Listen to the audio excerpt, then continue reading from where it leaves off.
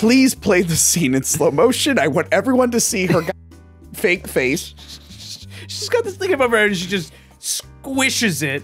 And the lights are on fire. And it all comes down on her head. This is the most flammable. What the f was in that? Was it? It was oil. I think she got this like the napalm from fucking Worms. Have you ever played Worms? The napalm in that game is like all over the place. It's time to hack the movies.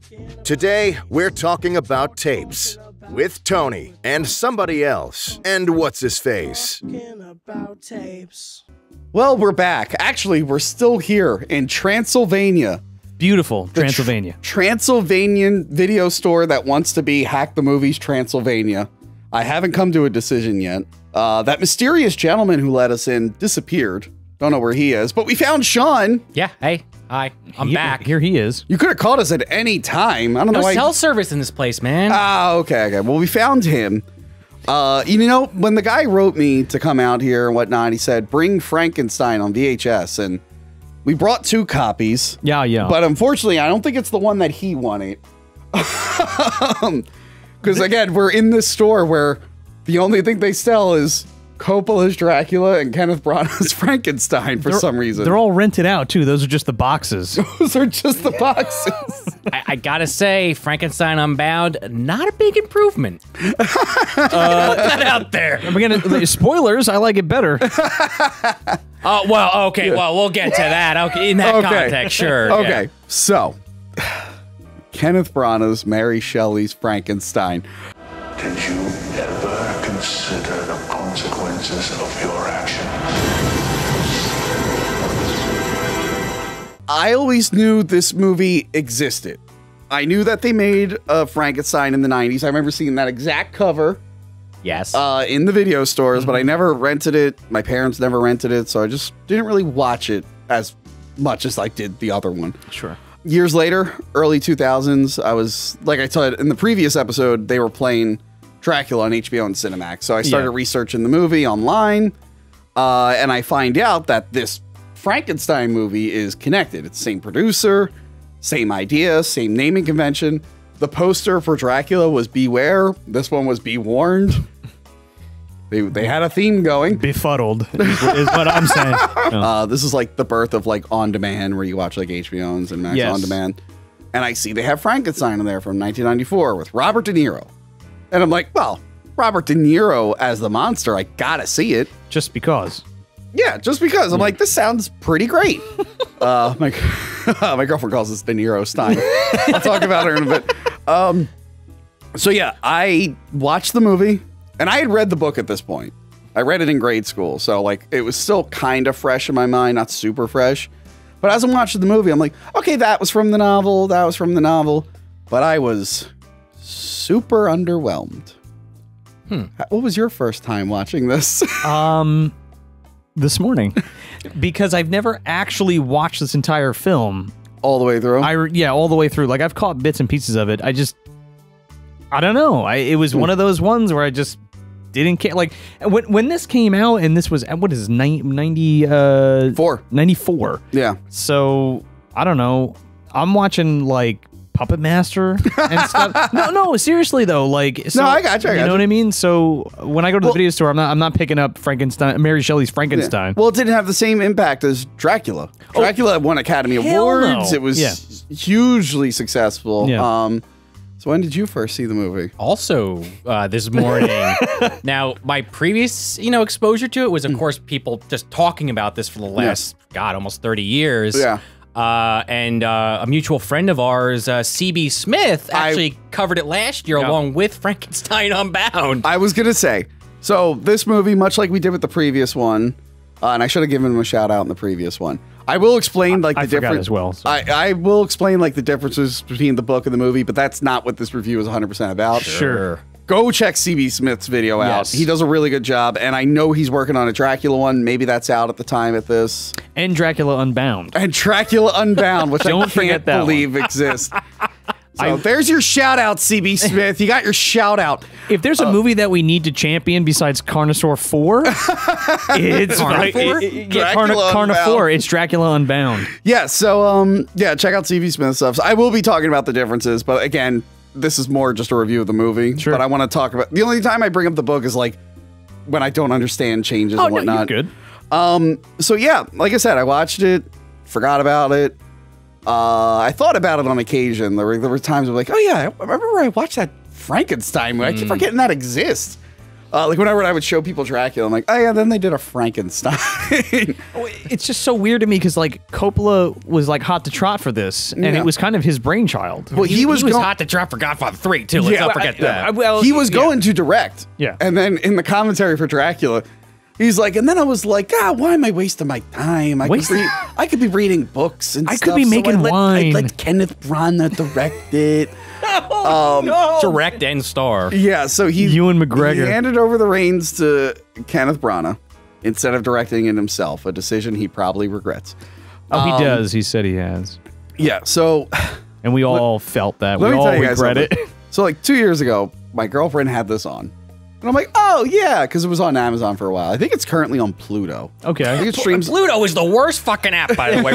I'll keep this super brief, but like I usually watch all my movies, HBO, Yeah. Hulu, whatever, through my Xbox. If you have the Pluto app on Xbox, let me know in the fucking comments how you can search for movies, because I've yet to figure it out. It's like impossible. You Yeah, can't. Anyway. it's pretty terrible. Continue. No, I agree. It's terrible. Yeah, so she was watching it, and then it was the first time I rewatched it since the mid-2000s. Guys, I think I've watched the movie like 100 times in the last 2 years. I cannot stop watching it. Why? What do you got? A sickness? You Okay, got the so- fever, and the only cure is Robert De Niro as I am a Frankenstein. huge fan of just totally egotistical driven Man. vehicles where someone was given too much power and they went unhinged. Mary Shelley stroke session. That's what this movie is. I mean, that's why I like The Fucking Room and like Yeah. Okay. it's just so like I can't. Occasionally there's a movie where I'm like, there's so many things that happen and there weren't enough people along the way to say no.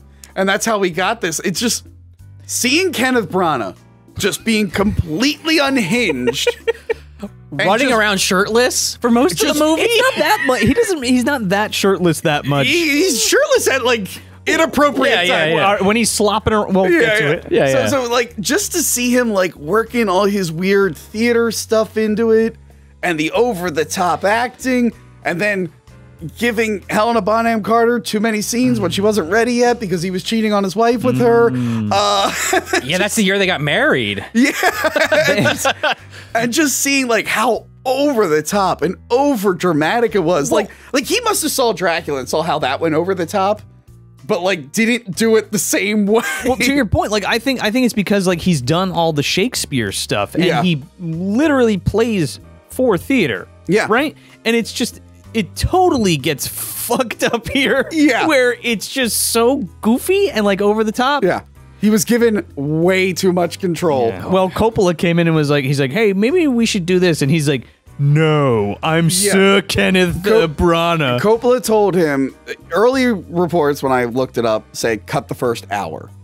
That's a lot of film. Yeah, which I disagree with this script. I mean, but in the commentary for Dracula, he mentions it was closer to 20 or 30 minutes. Makes sense. I could see that a little bit more. And Sure. he apparently disavowed the film when it came out, but in the commentary, he's like, you know, when you get closer to the creation of the creature, the movie gets a little bit better, and there's stuff to like in it afterwards, which there are. A little bit better, yeah. Yeah, I hate everybody in the movie, so we get to this part, and I'm like, oh, that's cool, and then it's like, the payoffs aren't there. Monster Farm section. Yeah. It really, I'm glad that the movies are connected, because it's just... It's all connected, Tony. It We've is. been saying it on it's 'cause Movie it's Dumpster for years. Because Dracula, that is the director just unhinged and going big, and like, and it worked. And it's so interesting to see like the same thing happen and just fall on its face. But Coppola had a specific vision. Yeah. This doesn't have vision.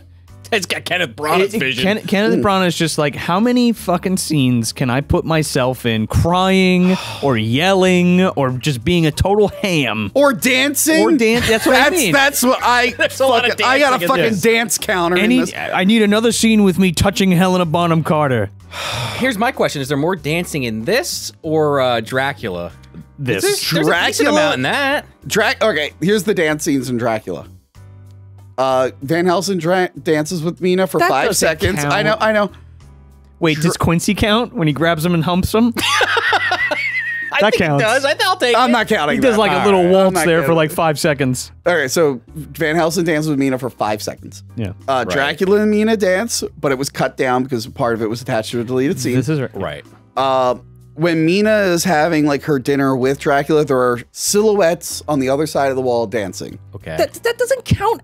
Now you're reaching. That doesn't You even know, count. you're right. You know what? Those are scenes that have dancing in it, not dancing How about scenes. actual characters dancing? All right. Fair enough.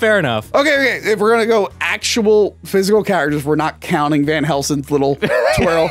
Just one Okay. scene Yeah. of Mina and Dracula. This one's way worse then. Yeah. You're right. Yes.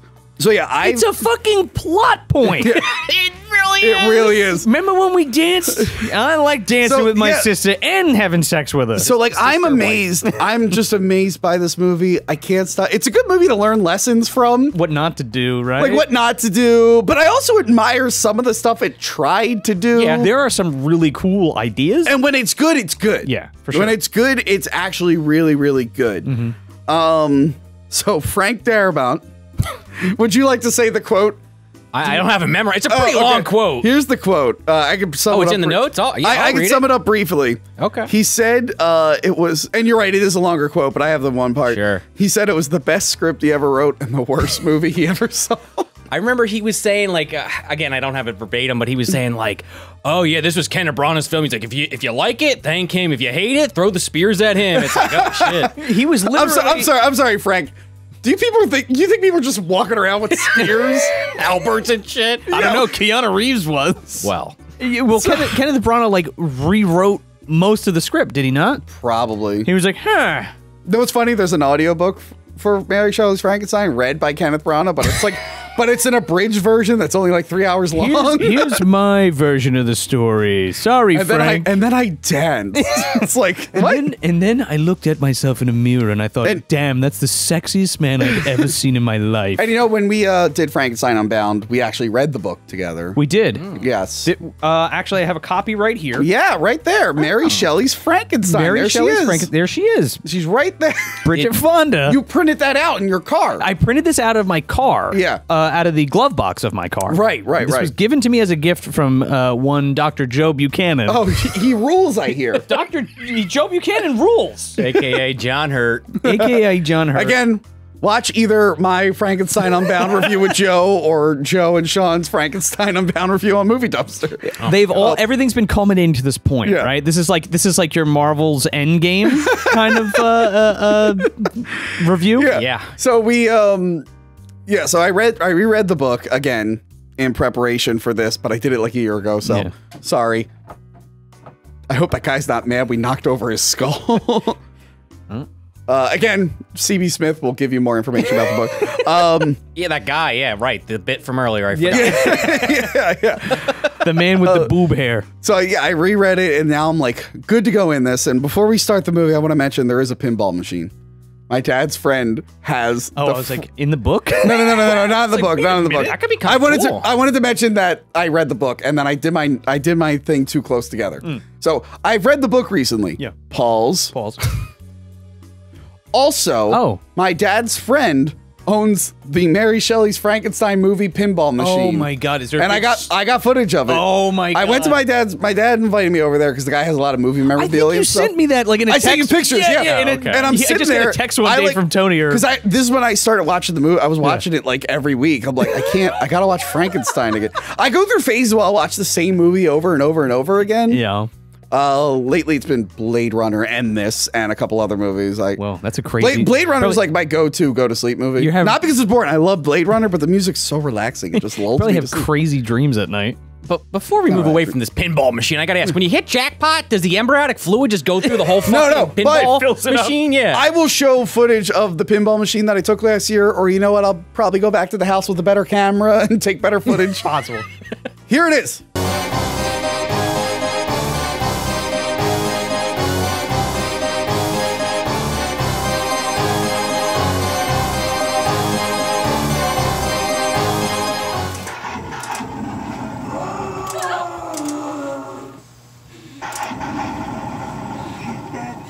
All that I once loved lies in a shallow grave. Because we talked about how this movie's kind of forgotten. Yeah. Literally right before we shot this, we explained to Ryan, like, yeah, we just shot the Dracula review. It's like, oh, like the one from the 90s, right? He's like, what's the Frankenstein one? Because I said, I'm like, it's a two-parter. They're kind of connected. Yeah. And he's like, wait, what's Frankenstein? I'm like, it's one with Robert De Niro. Like, I gave him like the brief thing. I'm like, And yeah, he's like, Coppola what? also produced it, but he didn't direct it. De Niro's in it, and it was not well received, and it did not. He's like, I didn't even know that existed. I'm like, no one fucking did. Like, it kind of just was like, okay, whatever. Yeah, so we'll get into the movie. It starts off with Mary Shelley narrating. I busied myself to think of a story which would speak to the mysterious fears of our nature, to curdle the blood and quicken the beatings of the heart. Oh God, Which that's I thought right. was weird, because I like, blocked it out of my head because because it was Bram so dumb. Stoker's Dracula didn't start, and I know it's his own creative thing, but there should have been some creative tissue. Remember the story that I wrote? Well, now you're going to watch a movie by Oh, you know what? Ken Also might be, Branagh. it also might be a reference to fucking Bride of Right, that's what I Frankenstein. was gonna say, that like a starts with weird- Mary Shelley. yeah. And her Way better in that- and her polyamorous orgy group. Yeah, her and Yeah. Shelley. Shelley. Yeah, so Mary Shelley's narrating. She's like, Joe Buchanan told me. He printed this out of his car and handed it to me. The script to my book. He said, "Here, manuscript. you're gonna write this book one day." And I said, "Great, Kenneth Branagh's gonna make a movie out of it. It's gonna be great. Robert De Niro's gonna be in it, and we're gonna dance our asses off." Whoever that is. Yeah. So it starts with Robert Walton, the captain, Robert Walton, and his crew. They're trying to find a passage to the North Pole. It is not going well. To go meet Santa Claus. Yes, I guess. He's like, Sam Whipple. he's like, I've been a very good boy.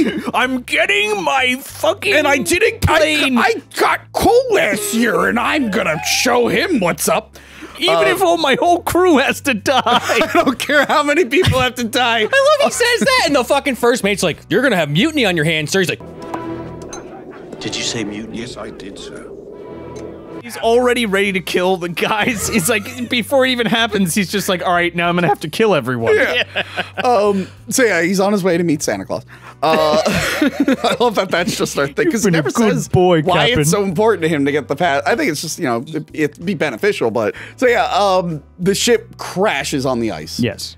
And so like this might throw people off if they are only familiar with this version of Frankenstein. Sure. But yeah, so like we talked about Dracula was like a series of journal entries. Yeah. Right. So this In the original novel. the whole Frankenstein book is Robert Walton writing to his sister. But it's like, hey sister, we're on the ocean and there's a lot of ice. And then he goes, hey, we found a guy. Here's his life story. And then he goes, oh, by the way, the guy got the other person's life story. And then he writes it. And like the whole thing at the end, you don't know if his sister ever gets that letter. No, but It's we possible. did. We got it. We got it. "Yeah, I was gonna say because I haven't read it since Yeah. middle school, which was a fucking That's the thing. lifetime There's ago." like it's implied that there is no record of the monster existing if this letter doesn't get to his sister. Oh, maybe that's why. Because when I read this or listened to it, like I interpreted it as like I talk about this on that Frankenstein. Yeah, you Band thought it episode. was like it was. Could have been implied- like a psychological thing. Yeah, you no, know what I because mean? there are people who see him and survive. Yeah, that's but there's right. no like written record of it. Right. Yeah. I so do like that angle though. I think it's more interesting than maybe that would have been an interesting take for this film. yeah. Anyway. So you're right. They hit the iceberg. They're trying to dig out the ship, and they run into Dr. Frankenstein, Victor Frankenstein. who just takes control. He's like, I need a bunch of men, and then like even the captain was like, Oh, wait a he's like, second. whoa, whoa, whoa, who the fuck? It's just, No, there's no mutiny happening guy today. comes out of the mist and already. And the guys are like, okay, yeah, Out of let's the go Arctic. kill it. Yeah. Oh, this guy just, let's listen to Yeah, him. get all your guns and let's go into Yeah. the mist. But they hear like someone moaning and screaming. I think in the book they actually see him at one Yeah. point. But yeah, he's like, I need all your help. They unleash the dogs, or the dogs just get out. They break They free. They break free because Yeah. like, the thing's frozen, so they just snap it off. And the dogs run after the creature, and the creature just beats the shit out of all of them. He just fridges all of them. He just he just punches them all in the fucking head and they die. I do. Oh, go ahead. Sorry. No, I do love when he's like, they go to chase after the dogs. Like, no, they're already dead. It reminds me of The Matrix. He's like, officer, your men are already dead. Oh. It reminds me of that. Mr. Frankenstein. Here's my question, and it is a bit of a plot hole. You know, Yeah. surprised there's a plot hole in this film. Yes, I am too. I know you're about to get into it, so I don't want to step on That's where you're okay, that's going, but he starts, you know, he gets him inside the boat, Frankenstein, and he starts explaining the story, which is the rest of the movie. This must take him hours to explain. What is the monster doing the entire time? Is he out there just picking his fucking nose? Like, what is he doing? He's listening to him, making sure he gets every like whispering, you forgot this part. What about the part where I learned how to talk? What about the old man with the flute? Yeah, so I do love this opening, though. I love the ship crashing. I love that it's fast-paced, kind of like Dracula was fast-paced in the beginning. It's cool. So it's like, all right, we got this exciting boat crashing. We meet our main character. That one guy gets fucking smushed, and it's A guy great. gets fucking smushed. And they watch him get smushed, like, yep, sorry. Dogs get ripped apart. Yeah. We got that cool shot of the monster's hand grabbing onto the ice. That was cool, yeah. And then, like, as he's talking, it's cutting to, like, the POV shot, so we know there's a threat. We meet our character. It's fast-paced. It's like, oh, this is going to be an exciting movie with a lot going on. And then the flashback starts. Well, it all started when I was 6. Dance scene number 1. The fucking train just crashes. Like, not to a halt, it flies off the fucking ravine. Victor and his mother are dancing. And how do we know that he's like the most wonderful boy ever? Well, his mom will just say it out loud. You're the most wonderful, smartest boy that I've ever seen in my life. We're the big aristocratic family. And all of Switzerland, you're the best. You're so handsome. This is also the beginning of the love triangle. Yeah, I think I would go out on a limb and say mom facilitates his insane. Yeah.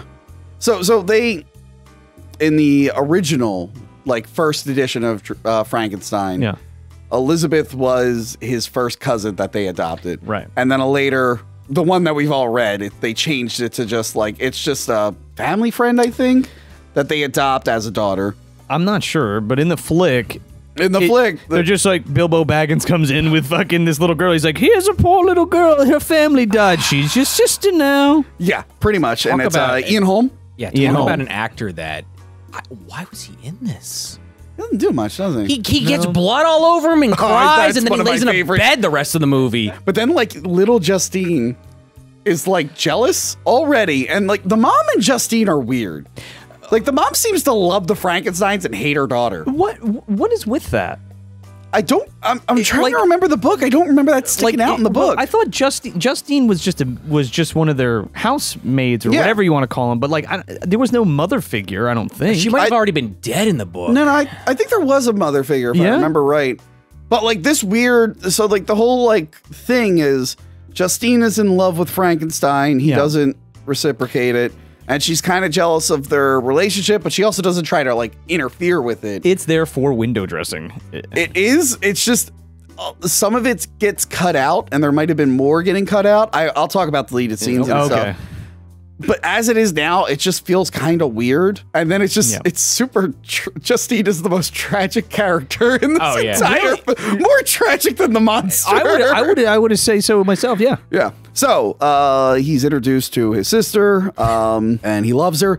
The mansion looks like a giant stage. Oh yeah, especially it looks that like staircase. a giant stage. I like the staircase. It reminds me of old timey like horror films. Yeah. Oh yeah, sure. But like the big staircase with no railing. I was gonna say there's no fucking railing on this thing. Yeah, and you have kids running around, and there's like a stay to the right, stay to the fucking right by the wall. I don't know if it was fucking 50 years ago. Like people wouldn't care. This is what are you gonna do? I know, but I guess so. It's big and it's wide and it's open. Huge. And it's like, okay, is the whole movie gonna look like this? Because even like the stuff with the ship like was on like a sound stage and miniatures. Yeah. And as we saw with Dracula, there was a lot of miniatures and everything was on a sound stage. It's not the case with this movie. No. So then this that charm is gone. This big giant room just feels awkward. Like, there's nothing in it either. Really? It's like a tiny piano and a fireplace. And it's just blue. And then there's like a chapel you see way late in the film. Oh yeah, I was like, wait, is that in the house? Like people come into their house? That's to, like, a giant ass set, by the way. I didn't realize that was in the house. Yeah, it looks like it looks like the one in Ghostbusters 2. where they get locked behind? Where Dana gets locked behind? I forget that movie. So Victor's now older, and he's obsessed with books and learning. And that's the thing, like the Victor in the book, he is kind of just like, he's got like a problem. Like he's constantly craving more knowledge. Right. And that's my biggest well, it's not my biggest problem with this movie, but one of my biggest problems is that they really go out of their way to make you sympathize with this character. Whereas in the book, it's like, yeah, he wanted to learn all this shit, but he was like an asshole about it. He was like kind of demented about it. He was like fucking practicing on animals and shit. Yeah. He like, it's kind of like what you call it? What does they say in Jurassic Park? You were so preoccupied with whether or not you should. You could. You weren't. Yeah. So that's kind of what he is in the book. It's like, hey, I just need to create. I need to know more. Sure. But this, he's like studying. His mom's like, you gotta like chill. You gotta, you know, take time and smell the roses. We're rich. You can do whatever you want. Hang out with your weird sister, wife. Go kiss her or something. Yeah. She's like, you were very upset with all the they try to. So I like in the book, he just is like, oh, maybe I could just bring something to life. Yeah. There's not like a weird origin thing. And she's like, when you were younger, you had those jar of fireflies and they died and you were sad. Yeah, but even to like a greater extent, I'll wait till we get there. Yeah, we'll wait till we get there because you know what? Before that, dance scene number 2. Come on, let's all dance around the piano. Very, very close together, these dance scenes. Yeah, they're all dancing around the piano like, oh, this is just what we do. And then like the dad is dancing with the mom and it's like, is this what you guys do all day? It's just like, you have to help play piano, you just dance in front of He's a fucking doctor, they're rich. They're like, all right, well, it's break time for tea and dancing or something. He does get a quick dance with Justine. Very brief. Okay, does that count? The tragedy of Justine. Is that a separate dance? She's playing piano and she fucks up and her mom's like, Justine! And she's like, you dumb bitch, why did you do that? So I wish I never had you. And everyone's like, whoa. Oh, she doesn't actually say that. So Victor goes, all right, Justine, let's dance. And she's like, really? She's like, gets up and by the way, I forget who that actress is. Emma. Props to them. What was her name? Is that Emma? Sure. Anyway, I don't know. I don't know what it is. Emma anyway. Whatever. Yeah, she's just like, oh my God. And then right away. It's finally happening. Frankenstein's mom has to go and fucking go into labor. Ian Holm's like, oh, take it easy. Oh, she fucking falls over. I didn't even know she was pregnant because the next thing we just they keep showing her go like this with her stomach. I thought she was just full from a meal. All right. A lot of cookies and milk. They're fucking old. What did she eat? Did she eat the baby from Dracula? Ken is like, what, fucking 35, 40? And he's supposed to be like in his 20s? Yeah. So the mom, well, even. She's like fucking 40-something. Well, pushing 50. I'll say this, my wife's grandmother had her mother when she was older, so it can happen. Well, like how old though? It gets risky. It gets like in their 40s, I think. Yeah, you can have kids into your women can give birth into their 40s. It just gets real especially risky. in the 1800s or 1700s. Let me rephrase that. In the 1700s, no motherfucker at 50 years old was having a kid. Wow. No, I hear you. I'll give you that one. Okay, I'll give you that one. That's what I meant to say. Yeah. So she's giving birth, and it's not going well. It's not going well. And then, look, I don't know a lot about, ancient medicine. Ancient medicine. Or just childbirthing practices. I don't think this is how this would actually Ian work. Holm just has his shirt off. That's what I'm talking about. He's covered in blood. Bilbo is covered in blood. And he's sitting there in front of his wife like crying because he knows what's going to happen. Covered in blood and placenta. He's just sitting there like fiddling around going, I. It's like, it's turned weird or whatever. And she's like, save the baby. And he just fucking rips it. But he's a doctor. He's not a very good one. Didn't they have cesareans at that point? Probably not. I'm pretty sure they did. Who the fuck well, knows, that's what he does with the scissors, but I guess they don't have any antiseptic or anything. Yeah.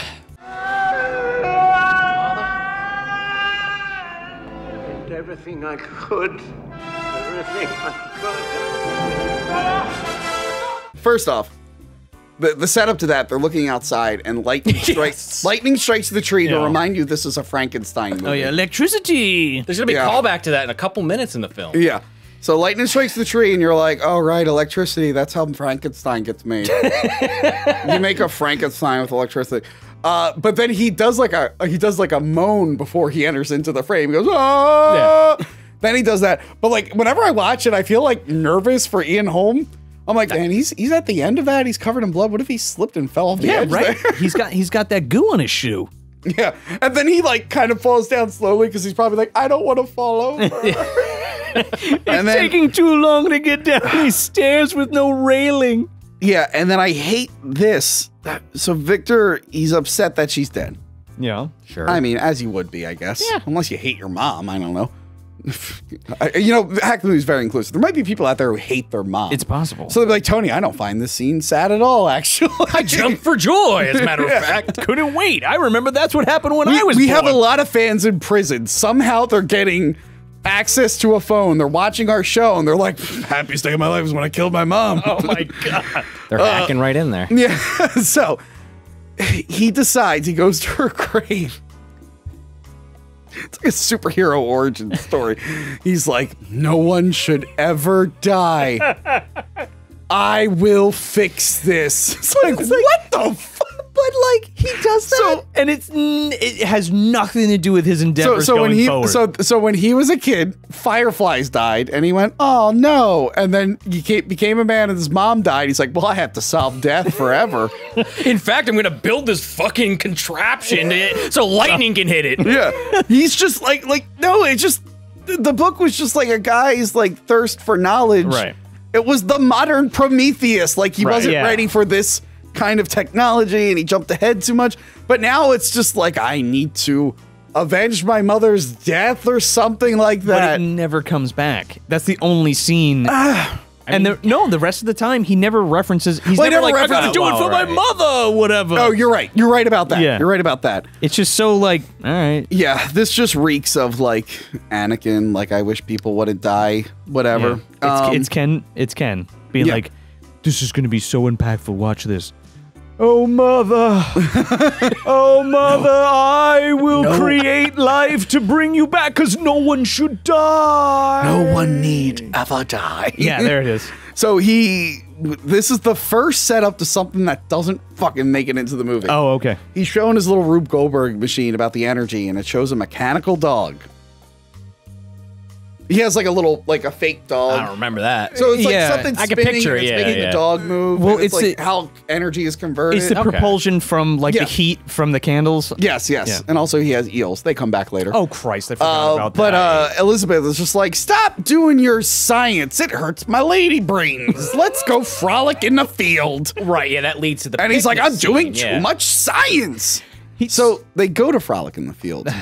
Beautiful, like on location. Sound of music looking. Oh, yeah. I love those snowy hills, gorgeous. and I love that the house is like near the snowy hill. It's a really cool location. And they're frolicking. Switzerland. Yeah. They're frolicking. Him, Justine, his little brother, and her, and they're William, and they're all like, we're all so happy.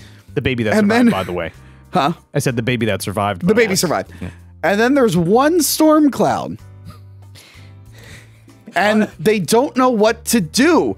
They're like, oh no, if we go under the tree, it'll be a bigger conductor, and we can't do this, and I knew it would be out here this time of year. I had other plans, so he went up there thinking there was going to be one storm cloud. He knew that there was some kind of storm or something that day, and HBC's like, you knew that there was going to be a storm, and you put us in danger? And then he's like, I was thinking so. So they're all sitting there, again, one storm cloud, not even a big one. That's because it's the Buchanan trying to open up a fucking portal in a So they're sitting there, and they're like, oh no, and Helena Bonham Carter is like, what are we gonna do? And then every time I watch it, I'm like, just nothing? Get the fuck away just from it. Walk away at a brisk pace? It's coming towards us, Tony. Or just stand there and do nothing? You know how many times I've been underneath a storm cloud and you're fine?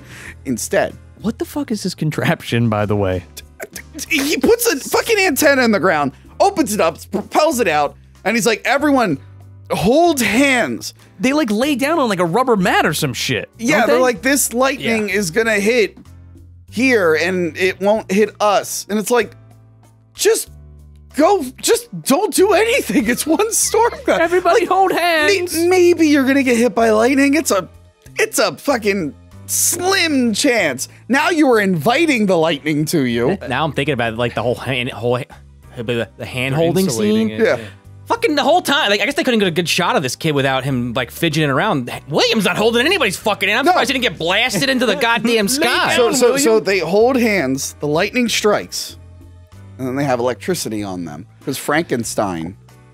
It's him harnessing light electricity for the first time. It's kind of like static electricity. Question mark? Yeah, but like that's And not, dude. A lightning bolt hits the rod. Yeah. and they're like, oh look, sparklies. And it's that early '90s like hand-drawn Yeah. electricity. Say, I mean, it how does do you look guys cool. feel after that? Alive. Get it? Frankenstein, Joe. Frankenstein, electricity. It's alive. As God is my witness, I feel alive. I got it out. So, Sucks big time. so, dance scene number 3.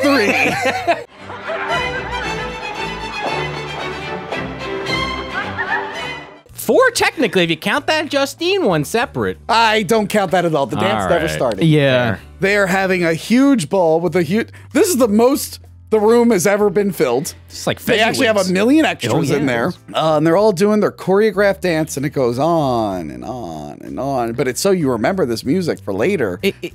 And it's like a going away party because Victor's going to medical school. Ingolstadt, yes. Ingolstadt, yeah. Yes, he is Yeah. going there, and it's just on and on and on and on and on and It's on. such a great day. and HBC's like, oh, you know, how do brothers and sisters say goodbye? And he's like, let me show you. Maybe they Yeah. don't. you skipped ahead. First, his dad is like, your mother gave you a journal. Oh, Christ. And in the journal, it says, here's the journal of Victor Frankenstein. It's personalized. Yes. In the journal, here's what the monster will use to find you later in the movie. Yeah, it's all set up. And it's like, all right, go there. And then dance scene number 4 is Elizabeth and Victor doing a dance outside while other people are having a separate dance inside. So does that count as 2 dance scenes? I'm going to count it as yeah, one. yeah. And then at the end of this, they're just like, sister, friend, wife. And Victor's like, can we do it right now? She's like, oh, whoa, okay, hold on. He's like, no, become a doctor. Okay. Marry me, step bro. She's like, I need to keep my options open. You're not a doctor yet. It's like, what? I need my to- family just pulled you from a scarlet fever like pit. Yeah. She needs to secure that fortune for generations, all right, Tom? Well, she saw what happened with Mina. She was dating that guy who didn't have any Mina's money. afterwards. Mina's afterwards. This is 1700s. before. Okay, 86. So then. somewhere right now, Dracula's in his castle, Going, counting his gold coins. making his gold coins with his face on it. Hey, does he have a gold mine? He's Yeah, like, I'm "This is my bored." face." Yeah. It's very relaxing. I don't know if you talked about this in the Dracula episode, but does anybody else always think it's weird that Dracula, he's obsessed with this woman that died, but he always has the fucking sex brides? Because he didn't love them. Yeah, those are just concubines, dude. I know, Look, I we've just think all it's had stupid, that's all. we've all had the girl that we really liked, but you know, for whatever reason, you couldn't do weren't anything. But then there was like the easy girl who would sleep with you. We've all been there. Am I right? Why am I only like the only asshole on the show? It's called a side piece, guys. All right. I don't do side pieces. Oh, you're all just a bunch. I do sides like, at restaurants. Look. I had a lot of fun in college. Having a lot of fun in college and dating somebody and fucking other people are two different things. Look, in college, whatever. If you were just like, hey, you want to? Yeah? I don't do it anymore. Became a big problem. I had to disable my Facebook page. My Facebook God, everybody wall. started coming after you. No, because like one girl would leave cute messages. Oh So no! literally Oh, the other my ones. God. Anyway, all their boyfriends came after you. those brides are his side pieces. Okay. Which is funny. He's the side pieces, but he doesn't even have the main piece because Right, he hasn't wow. been reincarnated. Right, yeah, exactly. He's still There you waiting, go. dude. He's got hopes. He's got high hopes. You brought it back Meanwhile, around. sadly, Justine and the creature have no piece. No. You know what? I think they could have. I think they could have really had a good thing going. like Well, if Justine and the monster hit it off. yeah, they just. I think so. I think that was the original plan. Yeah. Maybe. Anyway, Okay. what was I talking about? Oh, we were talking about side pieces here. Yeah. All right, Victor goes to Ingolstadt. He has sex with his sister and then he leaves. Well, he makes out with her. Okay. I think they're waiting for the sex part. Right. I feel like Can't wait to made get out. married to lay together. Yeah, I feel like they made out a lot, but it's just like. Oh, they did mouth stuff for sure. Oh, they definitely did mouth stuff. Mouth and hand stuff. Yeah. But he goes to Ingolstadt, and it's a real shit show. There's like a plague breaking out of cholera. Yeah, it's like starting to break Yeah. out. It's not fully bad yet. I know this was in the book. But the one professor, he immediately gets into about alchemy. He's like, well, what do you think about alchemy? Is that legitimate? And the guy's like, who said that? Who said that? Yeah. The professor, like, the professors in the book, from my memory, they're not like this. No. He has like disagreements with them, but they're not like super. There isn't the friendly one and the mean one, as far as I can tell. I would argue, again, it's been a while since I read it. I would say the one that he ends up working more with, John Cleese, was more like the one from the original 1931. Yeah.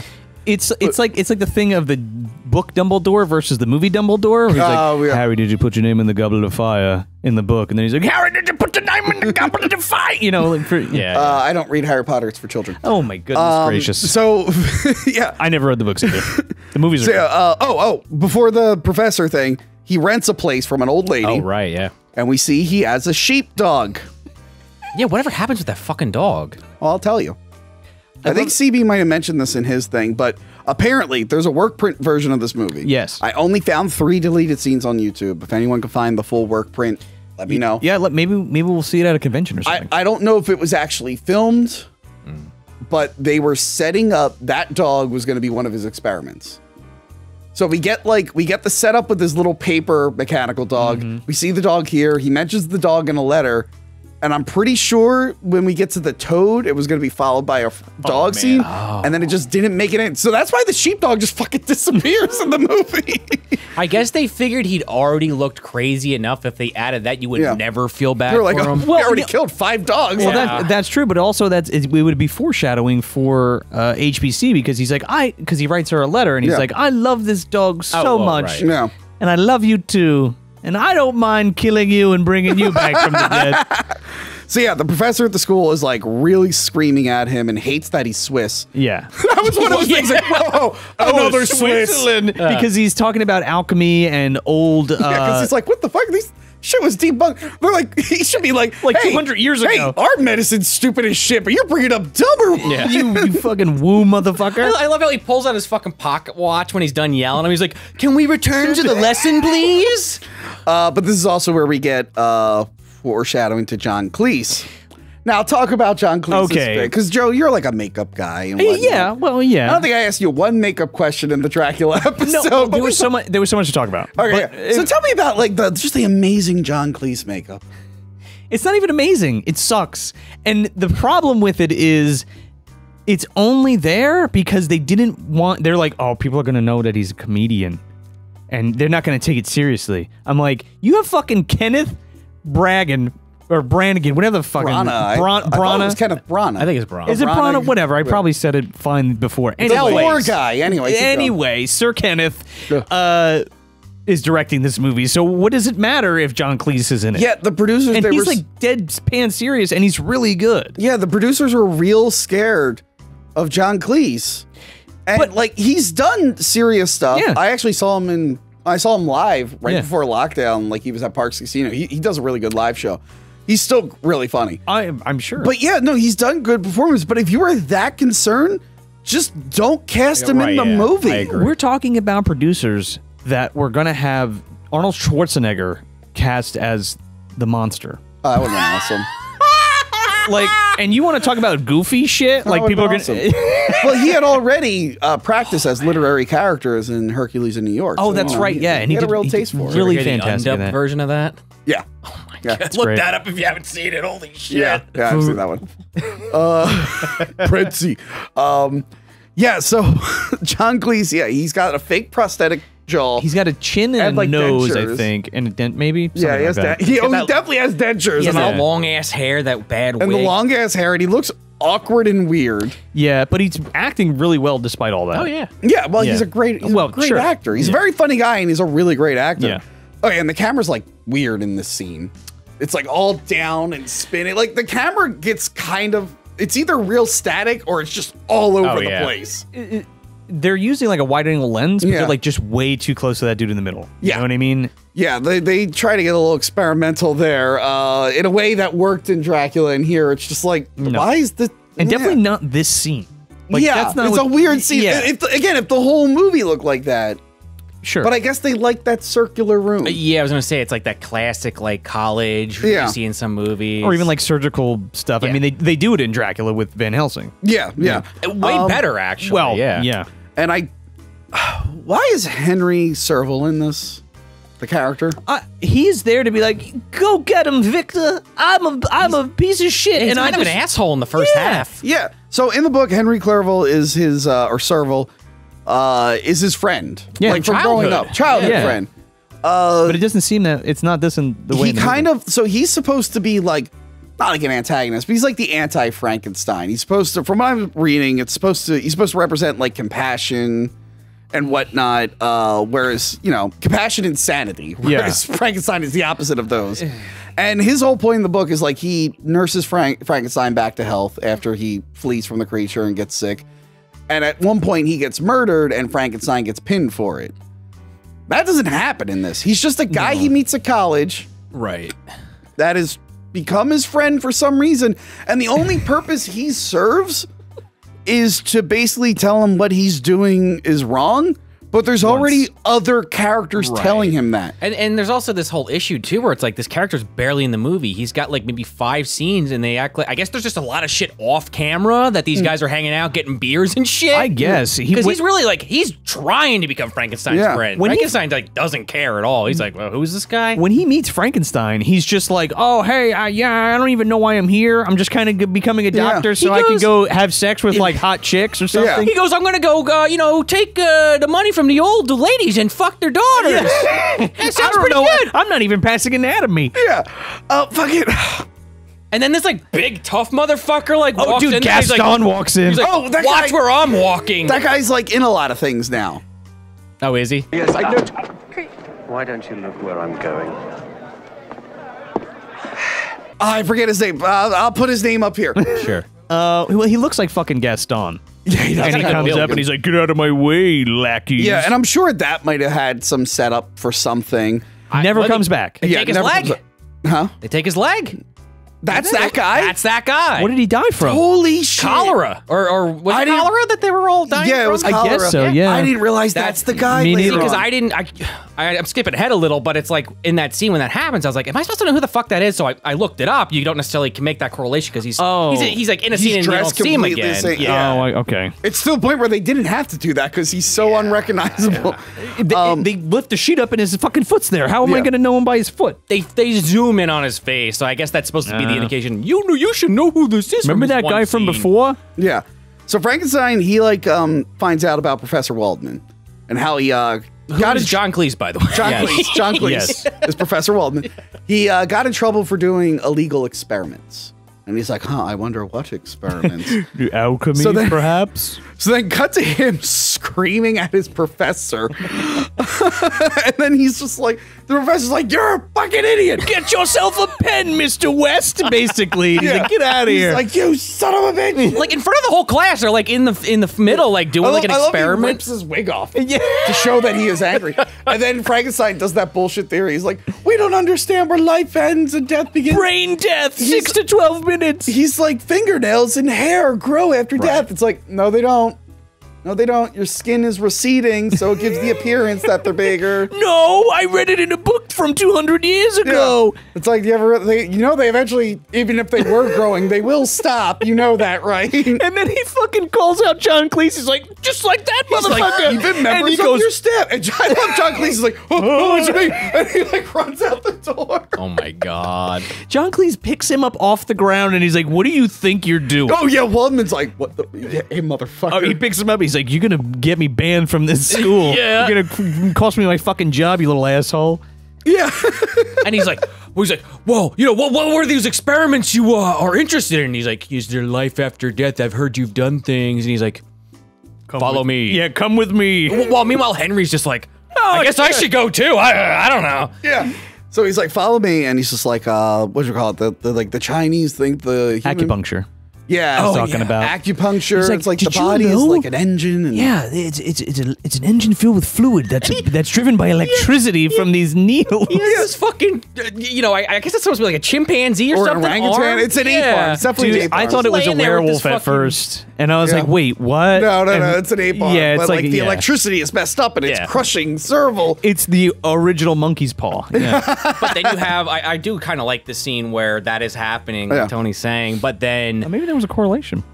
maybe, but Victor kind of figures it out in the moment what he has to do to Yeah. make the grip stop, and you can kind of see John Cleese like, oh shit, this guy kind of knows what he's talking about. Yeah. He fries the machine. He just like hooks up the negative to the positive, and it just like explodes. But what stops it? Yeah. And the movie keeps cutting back to Helena Bonham Carter to remind you that she's in the movie. I really think you cut a lot of her stuff out. You can Like cut all of it. Like once he leaves, cut her out until he wakes up later in the movie and would have been more impactful. Yeah. But as of right now, the movie's just trying to remind you she exists. Yeah. I mean, I guess you can't like.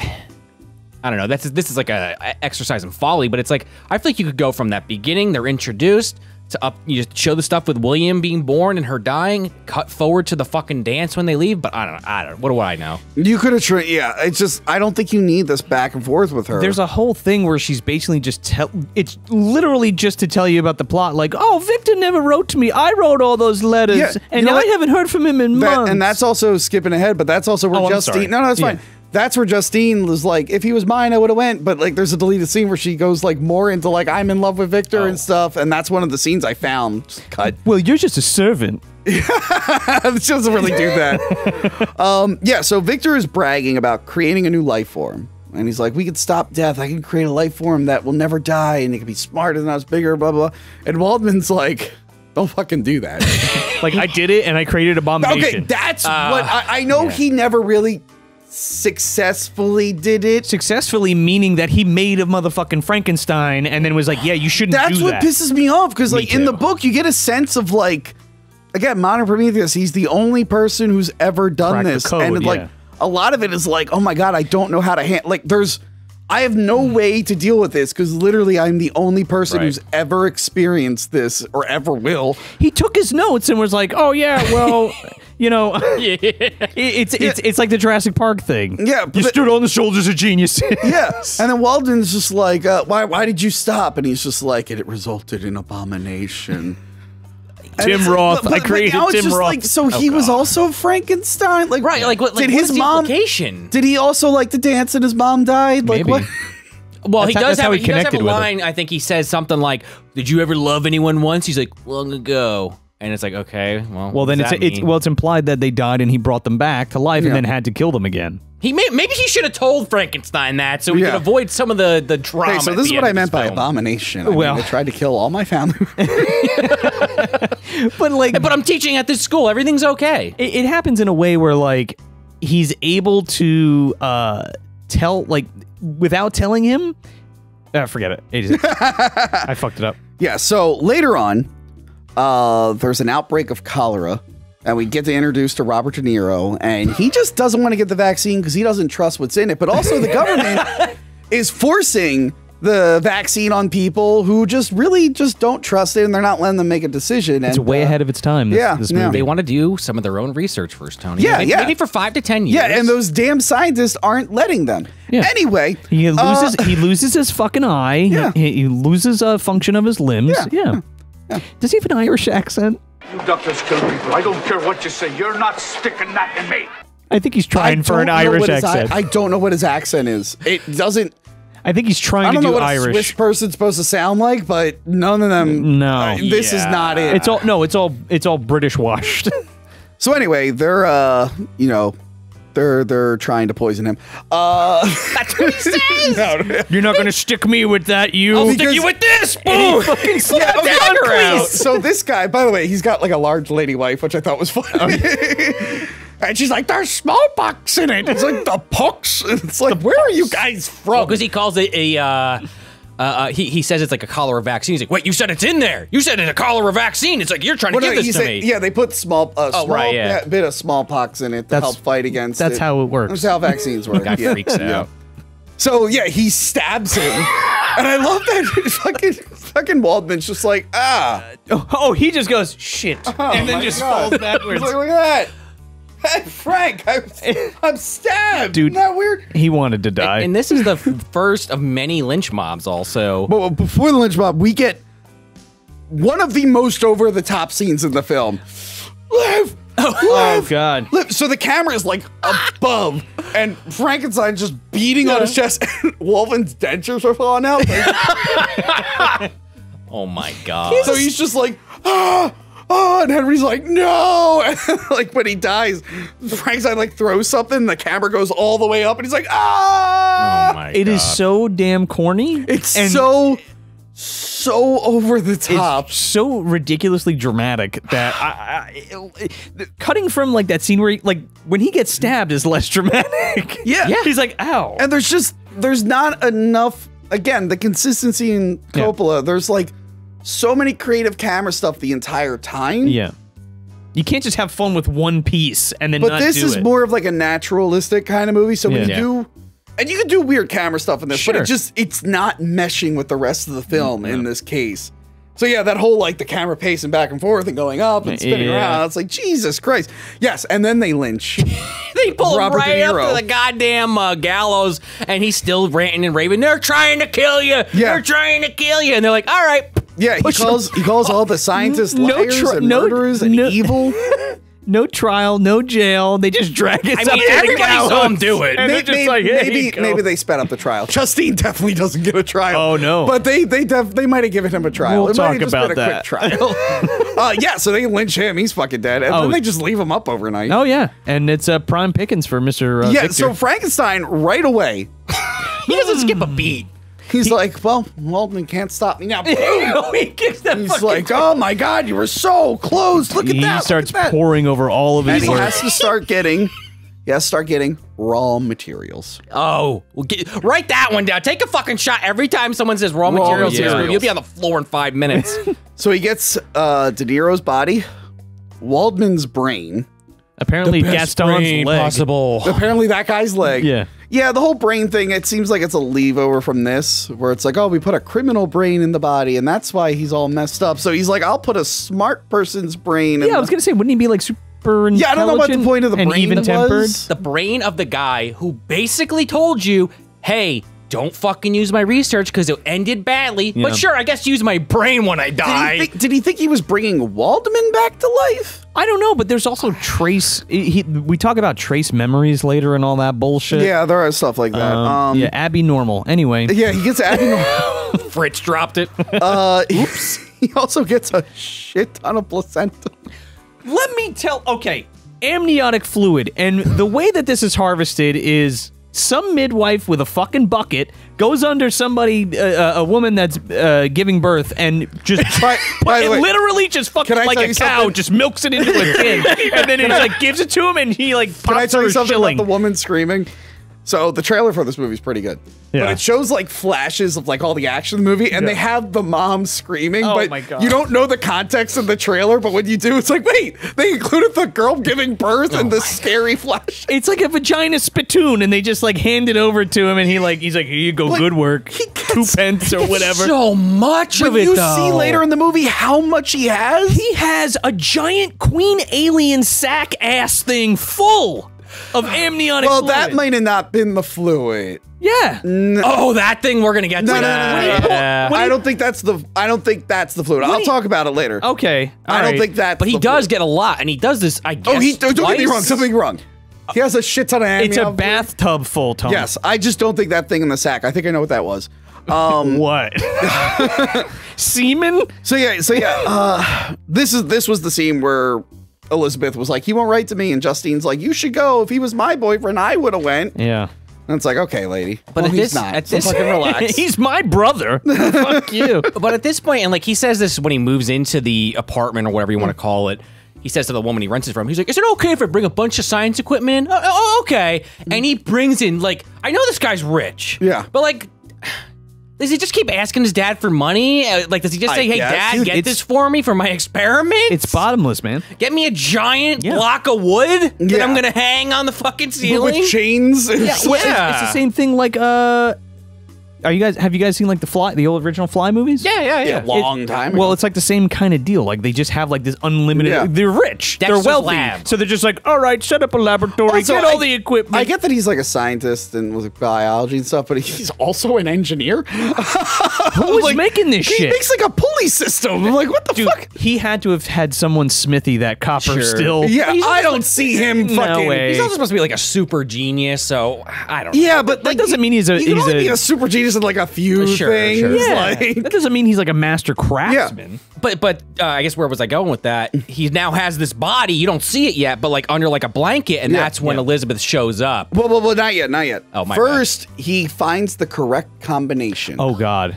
of how to bring something back to life, and he brings a toad back to life. Right. The effects aren't that good. Hold on. Before we talk about the toad, how does he come to the conclusion it's amniotic fluid? Is that in the notes? It's in the notes. He's like, oh, he was so close. He just needs amniotic fluid. That's the connecting tissue. Oh Yeah. yeah. It's like that plus electricity equals life.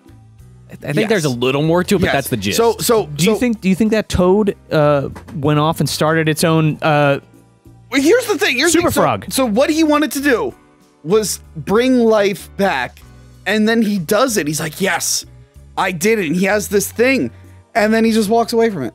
Yeah.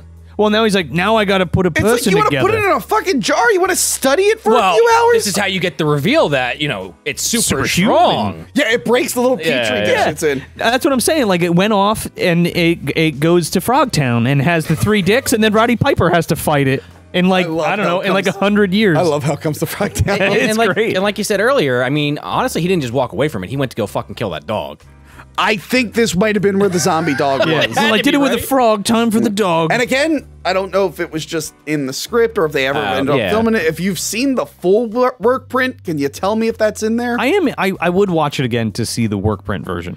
Yeah, because like I said, I've read that there's multiple deleted scenes, but I can only find 3. There's a lot of gore apparently that was cut I out. didn't see a lot of gore in the No? deleted scenes I found. There's only one deleted scene where there's actually like killing, and it's not that gory. Yeah, So I would like to see the gory stuff too. 100%. But yeah, this is where Elizabeth finally Yes, shows yes. up. They're trying to like the whole city's being locked down. They're under quarantine because now there's a huge cholera outbreak. Cholera outbreak, and Henry and Elizabeth are trying to convince him to leave the city. But he's like, no, I can't. My work's too important. Maybe you could have had a scene. I was going to say when he wakes up, but I think maybe you could have left this scene with Elizabeth coming. Yeah. Because then it would have been more important. It's like, oh shit, like I forgot about this character and things have gotten so serious that she's here. Agreed. Yeah, so she's like, come on, you need to get out of here. And he's like, I'm breaking up with you, Elizabeth. No. I got to bring Robert De Niro back to life. Also, could you imagine if it was Waldman's brain? He's like, you put my brain in the body of the guy who killed me? Wait a minute. I was thinking the same thing. How fucked up that? What the fuck is wrong with you? It's like Face Off. It's like a joke. Like, oh, you gave me the face of the guy who murdered my son. Take my face Part of off. it anyway. Face Off. I should review Face Off one day. Good flick. Yes. So she leaves, and again, I do like that reveal where he hits the thing. But no, they fucked it up because they show the body earlier underneath the. Yeah. That's what I'm saying. Yeah, he keeps trying to fucking hide it, and she's like, "Oh, what's in this room?" And he Yeah. pushes her out of the way. He's like, "Don't go in there." It would have been cool if we never saw that body under Yes. the sheets Yeah. until him hitting the thing and opening it. And then you see its butt. Butt cheeks, yeah. yeah, then you see his You butt. see its butt Okay, cheeks. so Have you ever played Mousetrap, Tony? yes. I think Victor Frankenstein's played it. Before we get to that, okay. So electricity, Yes. Yeah. not in the book. Really? No, So what is the main mode of reanimation? doesn't tell you. Leaves it up to your imagination. There's hints. Like they said, the raw materials were from like from like slaughterhouses and stuff they mentioned, like Okay. morgues and whatnot. Sure. The body parts. Yes, but like Raw materials. they just say raw materials. So Yeah, you assume. yeah. But no, I think there's a reference to a spark, but that could be like a metaphorical spark, not a literal one. The spark of life. Yes. Yeah. The all spark. And this is something CB mentioned in his video, I think. This movie that we know is based off the stage play where all these elements were introduced. Same with the Dracula, which we didn't mention. The original Bela Lugosi was the stage play. Yeah, but that stage play was closer to the book. I know it's very different, but compared to the Frankenstein one, it's way closer. Sure. So there is no electricity in the book, or there could be. I mean, like I said, it leaves it open to your imagination. They mentioned like alchemy and stuff, so you could just imagine how he did it. Yeah, it's reagent, dude. Yeah, yeah, exactly. So they don't tell you. And it's weird that like I think in my research, there's only ever been like 2 or 3 Frankenstein movies that didn't do the electricity. I didn't see that there's a 2000. I'm gonna fucking just move. He's gonna come in here and rip your head off. So the 2000, there's like a 2004 made-for-TV one that apparently is the most close to the book. I don't know how they bring. You know it back. who's in that? Who? John Hurt's brother. Really? William Hurt. Oh, I gotta see that. Really? I think he actually plays Walden, maybe? I looked it up earlier. Now we have to watch it because it's tangentially, And I think that Frankenstein actually looks more like how the book depicts him with like the long black hair and stuff. Oh, that's cool. So he's sexy Frankenstein. I think or monster. The one that came out right before this with Randy Quaid, which James has mentioned before. I think that one he's like cloned, so it's not electricity.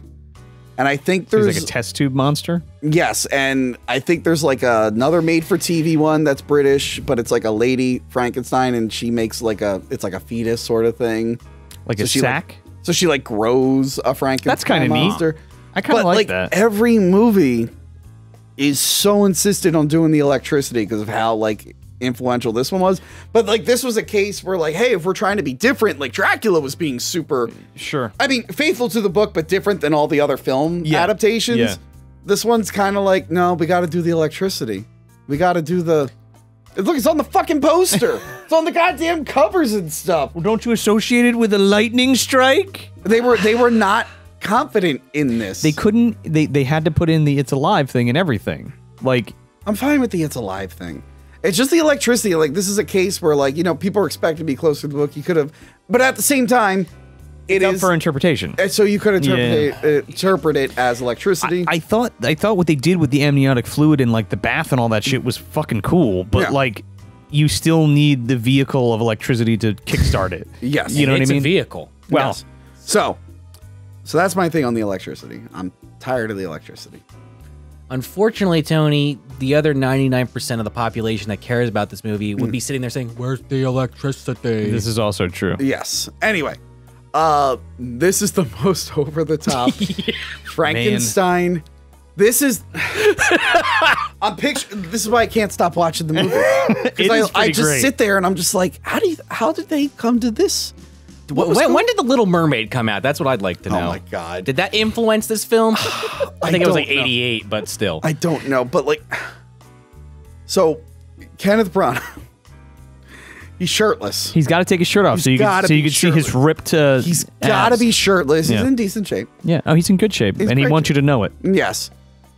It's not just like, I'm going to plug the monster in and light it up. No, he's got to walk down an aisle of switches and hit them super dramatically. And then he's got a fucking pulley system with Frankenstein. So he's got to hoist him up and then he's swinging on ropes, cranking levers, swinging him around the fucking pulley system. Fucking Space Mountain. Yeah. He's not charging anything up. So what is the purpose of him like riding that fucking track along the ceiling? None. To get him to the tank. But why not just put the tank right there? Because we got to see him swinging around.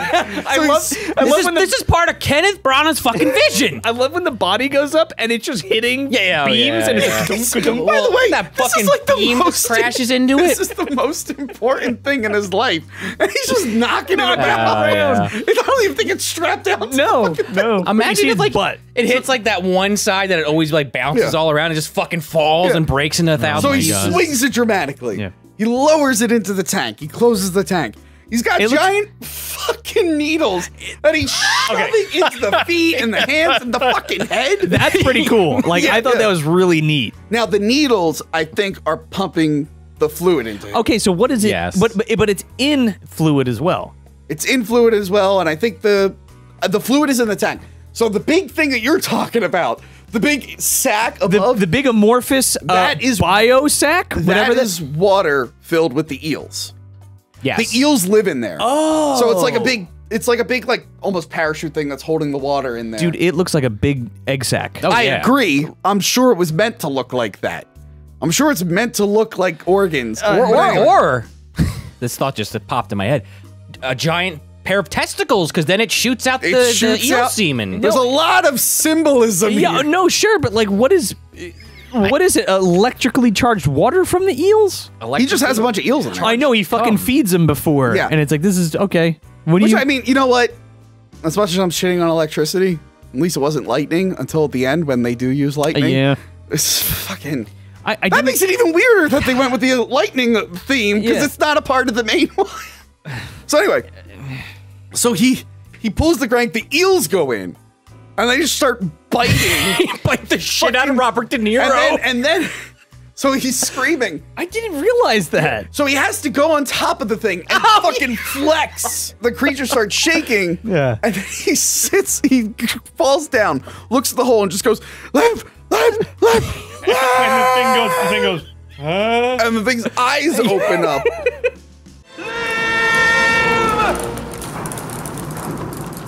Yes! And then he finally turns it off. and he's like, shit, it didn't work anyway. Yeah. He opens up, he's like, oh, it's dead. He's like, I failed after that fucking just amazing performance. like again, Kenneth Branagh, he's just like, all right, everyone's waiting for the creature to come alive. And the creature coming to life in the original is one of the most famous scenes of movie history. Yeah. But mine It's going to be better. will be even more memorable. dramatic and There's emotionally gonna charged. be more and cranks. disgusting. Why would I make this subtle? Yeah, I'm gonna swing around. I'm gonna pet your ass. I'm gonna be shirtless during this whole thing, and I'm gonna scream at the top of my lungs. I'm going to be sweaty. How many takes do you think that took him? You think on the last one he was like, yeah, that was it. That was No, the no, one. I bet you it was one take. It was like, one take. One and done. I'm good. I'll be in Helena's dressing room. Do not tell my famous actress wife. So, as he walks away, creature comes to life. And he's like, huh? And I can't fucking believe the "It's Alive" is restrained. It's alive.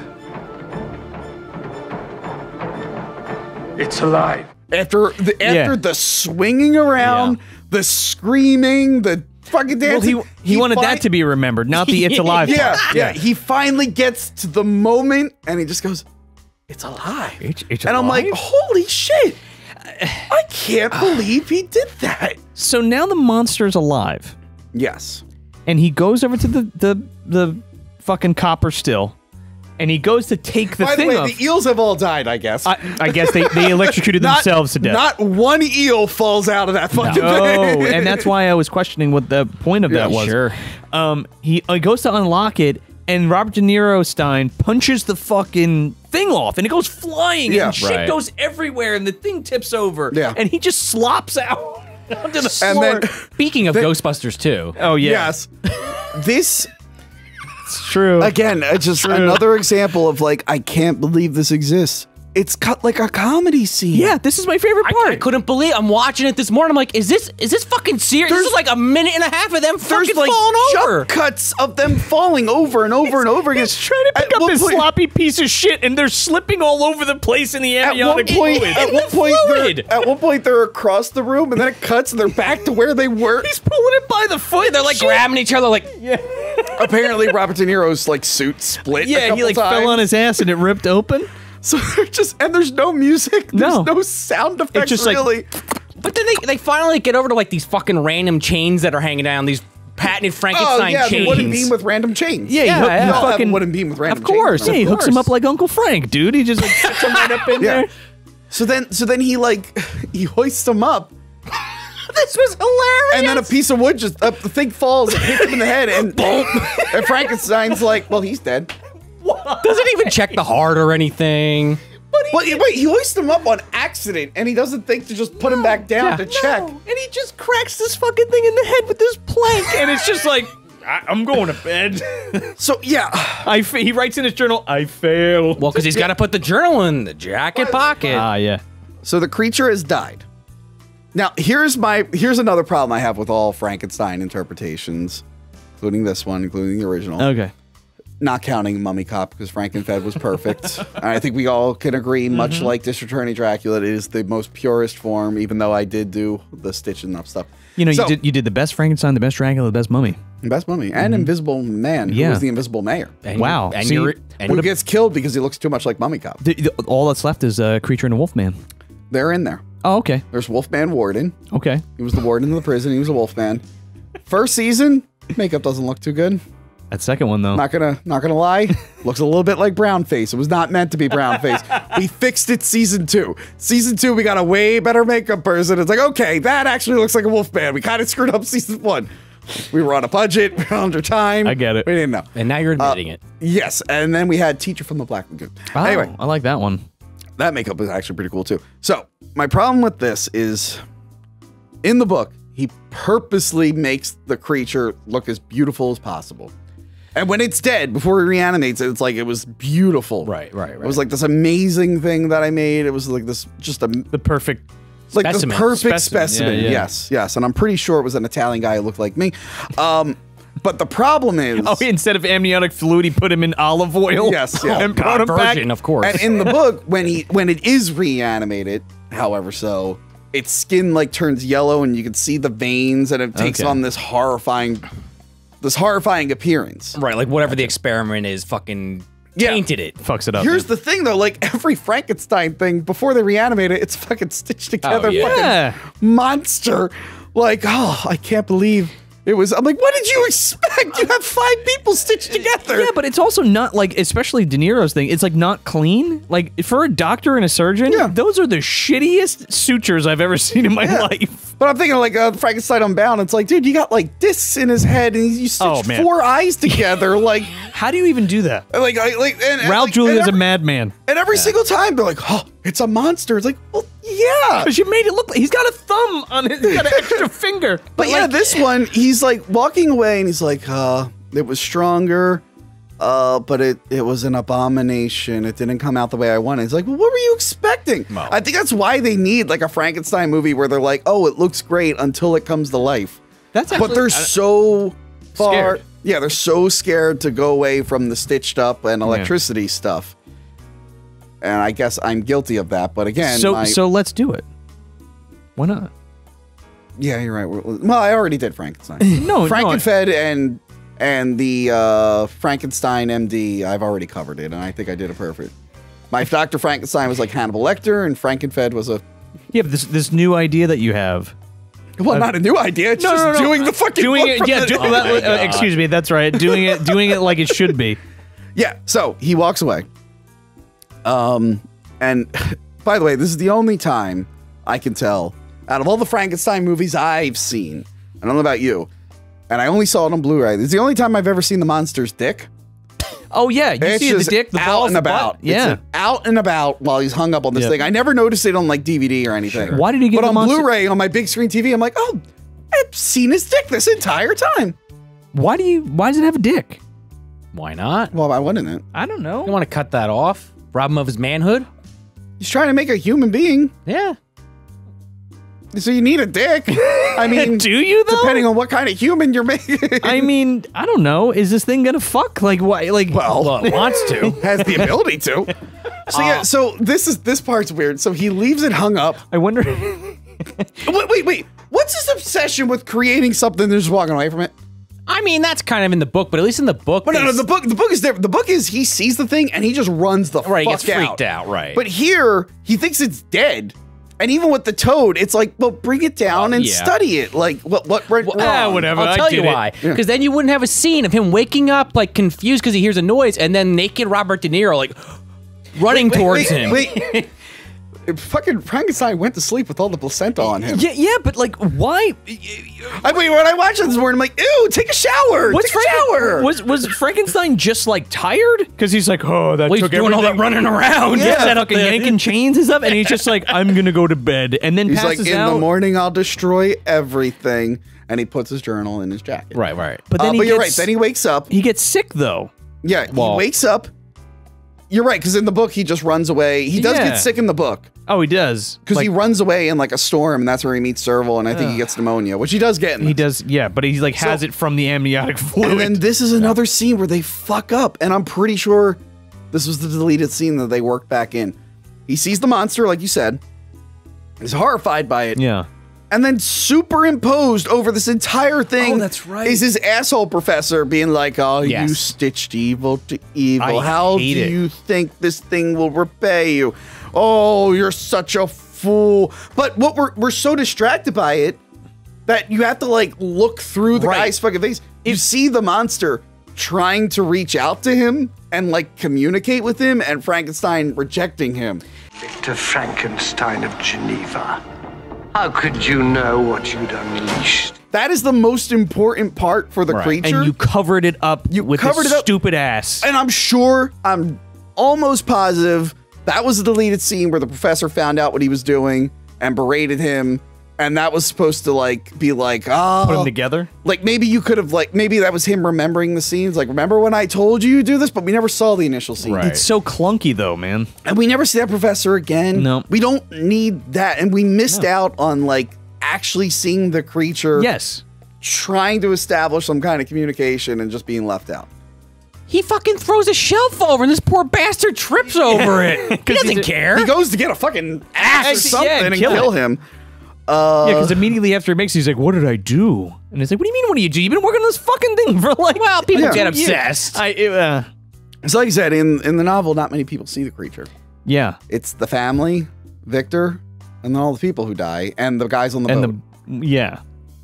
Here, the entire fucking city finds him because it's Frankenstein. We need villagers going after Frankenstein. Right. Frankenstein's monster. Yeah. Because he grabs a fucking, he's like walking around in this fucking trench coat that he wears the rest of the movie. And he sees like, well, he's hungry and he grabs a fucking piece of bread because he doesn't know. And they like, and then the girl's this like, guy started the cholera, go after him. It's like, what? Because he had scars on his face? Yeah, she really jumps to conclusions there. He's got cholera. So they all attack our second lynch mob in the movie, by the way. Second one after the same guy, technically. Yeah. So he's running away because everyone's chasing him. Because you need the villagers attacking. They couldn't quite do it the way it normally is done. Yeah. Because if you're being closer to the book, you don't really get a lot of wiggle room for that. So like, this is their one scene. But I do like how he's just fucking picking people up and launching Oh them. my god, he picks up that fucking wagon. He's He throws it, like uppercuts that one guy into the fucking throws him into a fucking statue and it explodes. Oh my god. I was half expecting like a killer clown scene, just knocking the fucking head off knock his straight up. block off. And because there is cholera, there's a lot of dead bodies around. So he like blends in with the dead bodies. Which is just kind of cool. And like wanders off into the woods. Into the best part, I would argue, of the movie. We're almost there. We're almost there. Yes. He's on his way. Yeah. So Henry nurses Victor back to life. Yeah. Which again, he does in the book. That's he feeds him soup, pretty much. Yeah. And he's like, I'm a good doctor. You have pneumonia. Yeah, he's like, luckily you don't have cholera, you have pneumonia. You almost died because it's pneumonia. It's pretty bad. But I'm then getting good at this. Yeah, but Here's some soup. He mentions. So like that's the thing. Like in the book, like Frankenstein's like, well, the monster's gone.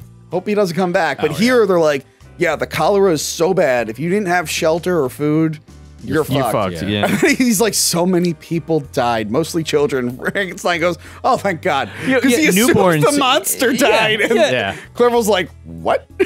And then he like randomly, well, I guess not random, but he hears like music and he comes at you again shirtless. He's like, oh, Elizabeth? Yeah. Oh, right, my sister that I'm in love with. Yeah. Yeah, so she's there. And again, this would have worked better if we only saw her that one time before. And that's her first introduction, yeah. She's But like not playing, introduction, but like after he leaves. Yeah. I mean, in Ingolstadt. Or, yeah, if it's dance party, her going there to tell him to leave, and then this, I think it would have worked better. Instead of just constantly cutting back to her. Yeah. Yeah, we don't need that.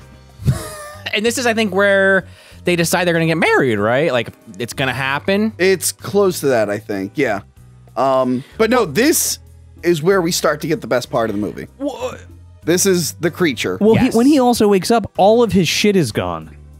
Everything, all the experimental stuff is gone. From the barn. Yes. It's all like packed up and gone. Oh, yeah. And it's like, how long has he been out? And like, was that Elizabeth and other dudes doing?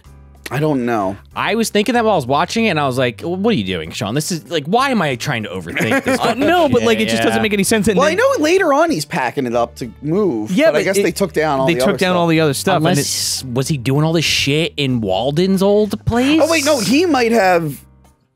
no, because he has the stuff later, and he's packing it up and shipping He it might back. have taken down a lot of stuff before he got sick. I Okay. guess. Because remember, last time we see him, he's got the axe. And I the know, but it creature's like gone. it like hard cuts from that to him being in the bed. Well, there's And a I'm like, lot of that in this. I what the agree, fuck? but I think there's enough amount of time Sure. in between for him to like Sure. do all that. I guess. So the monster goes to the woods, and again, this is my favorite part of the book when Absolutely. you actually get to hear what the creature's been doing. yeah. I think the movie misses out on not having enough like flashback stuff because I Yes. liked in the book where it's like it's all Frankenstein's point of view. He's interfering with the creature's interfering. It's killing family members and stuff. But then the creature's like, well, let me tell you about me. Yeah. But instead, they're showing you in order. There's a ton of creepy scenes from the book that just are not in this movie. So yeah, the creature's just in a pigsty that's attached to the house. His hovel, I think they call it in the book. Yeah. Yeah. And he's spying on a family. In the book, I think they're foreign refugees. Or at Sounds least, right, yeah. or at least one is like, because I think he mentions the one girl is like Arabian, and she comes to marry the son.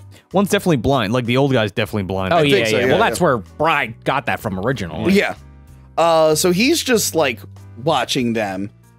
He goes to steal their food, but then he hears like how they're having trouble farming because the ground's frozen. Yeah.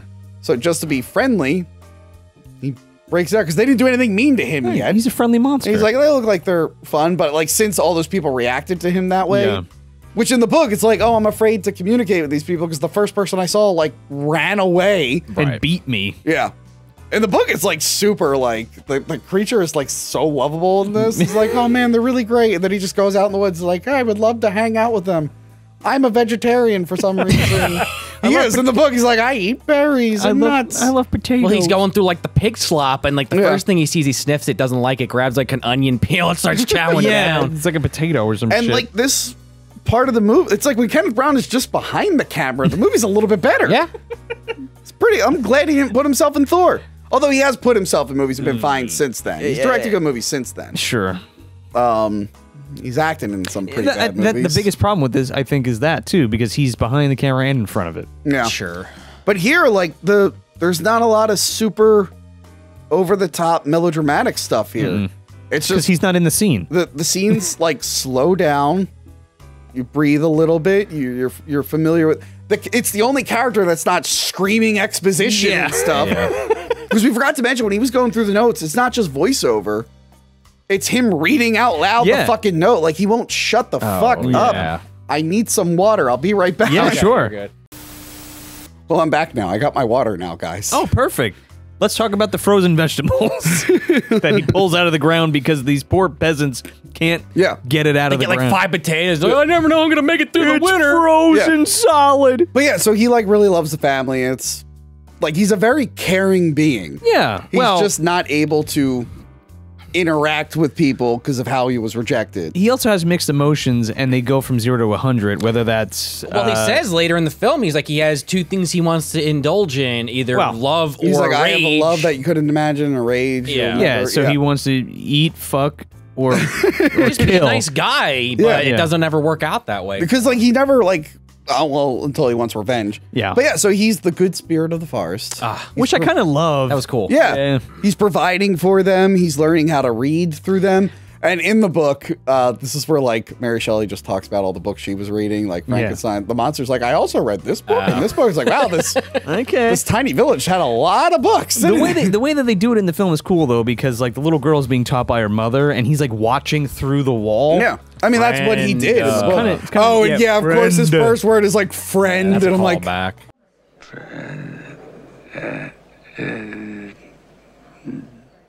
yeah, He even gets I'm a little into that, flower too. actually.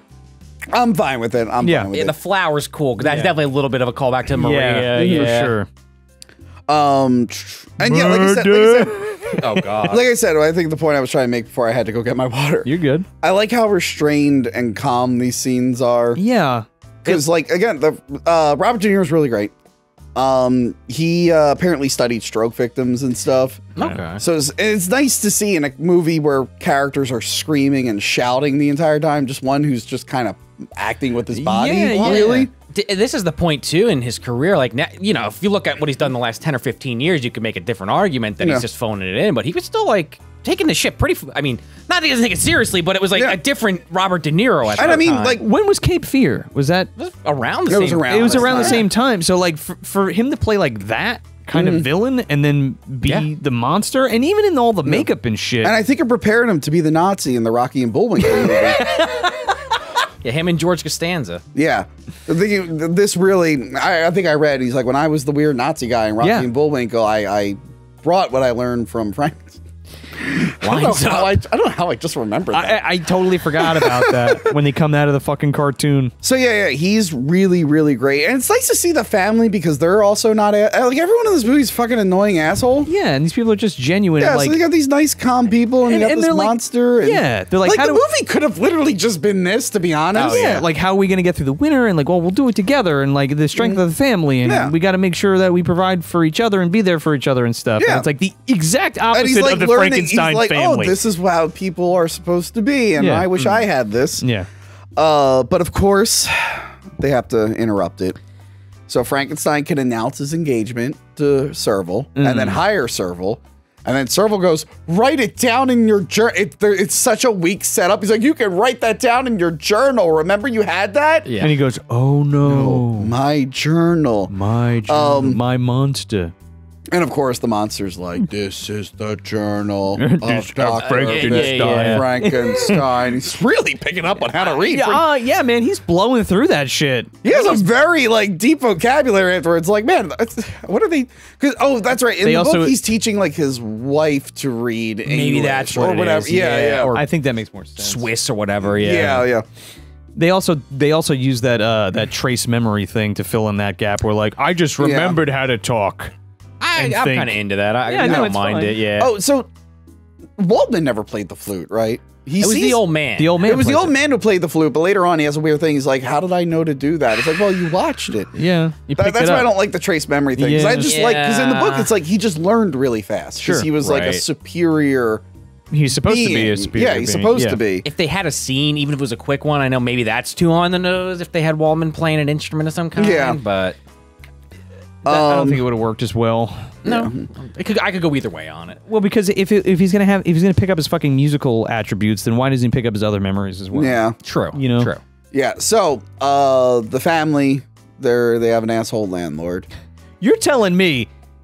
He's right away beating on his daughter. Beat up a little girl. This like sheriff of Nottingham motherfucker comes up and like chokes this little girl and just like, where's your daddy? He's yelling at the blind guy. He punches him in the eye. Fucking kicks him down.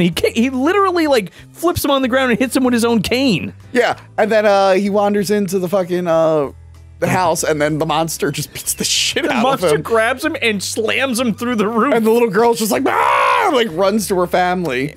Why didn't the little girl say, the landlord guy that I know is here and he's beating up grandpa? For two reasons. No, because she's like, there's a fucking monster! Yeah, well, no. For two reasons. One, plot, and two, because that's what happens in the book. Sure. More or less. Yeah. I guess. But no, in the book, I don't think he protects him from... I think he just is. They're away at the time. Yeah, they're away at the time. And the grandpa's there by himself. I thought he killed the grandfather by accident. No. No, in the book, it's kind of sad. It's kind of like... It's somehow sadder what than what I can relate to, it's like when you're young and you have like a real crush on a girl for like months, and then you finally work up the energy to ask her out, and it just backfires so bad. That's what it's like in the book. He's like, I'm finally gonna talk to them. I'm finally gonna talk to them. And then it's like, yeah, you know, he like makes up this whole thing. He's like, yeah, there's these people I really like and I want to hang out with them. The guy's like, you should talk to them. And then at the end he's like, it's you actually. I actually really like you, and oh no, everyone's kicking me out. Yeah. Well, also I want to say, and you read it more recently than I did, both of you actually. He didn't know he was ugly at that point in the book, I don't think, because they don't have all that other shit I think from he the movie. assumes Doesn't he see his reflection in something at that think point? so. Maybe. Well, I think it's just water. he's so like a person saw him and was horrified by him. All right, fair enough. I couldn't remember if that was a plot In point. this version, entire town screamed at him. Yeah. And he tells the guy, he's like, I'm really ugly. Well, I love that though. He has the And people blind are man scared touch of his me. face. That was Yeah. cool. And Yeah. he's like, he's like, oh, that's so unfortunate. Sit by the Yeah. fire, friend. Yeah, I can feel you're ugly, but at least I don't have to look at you.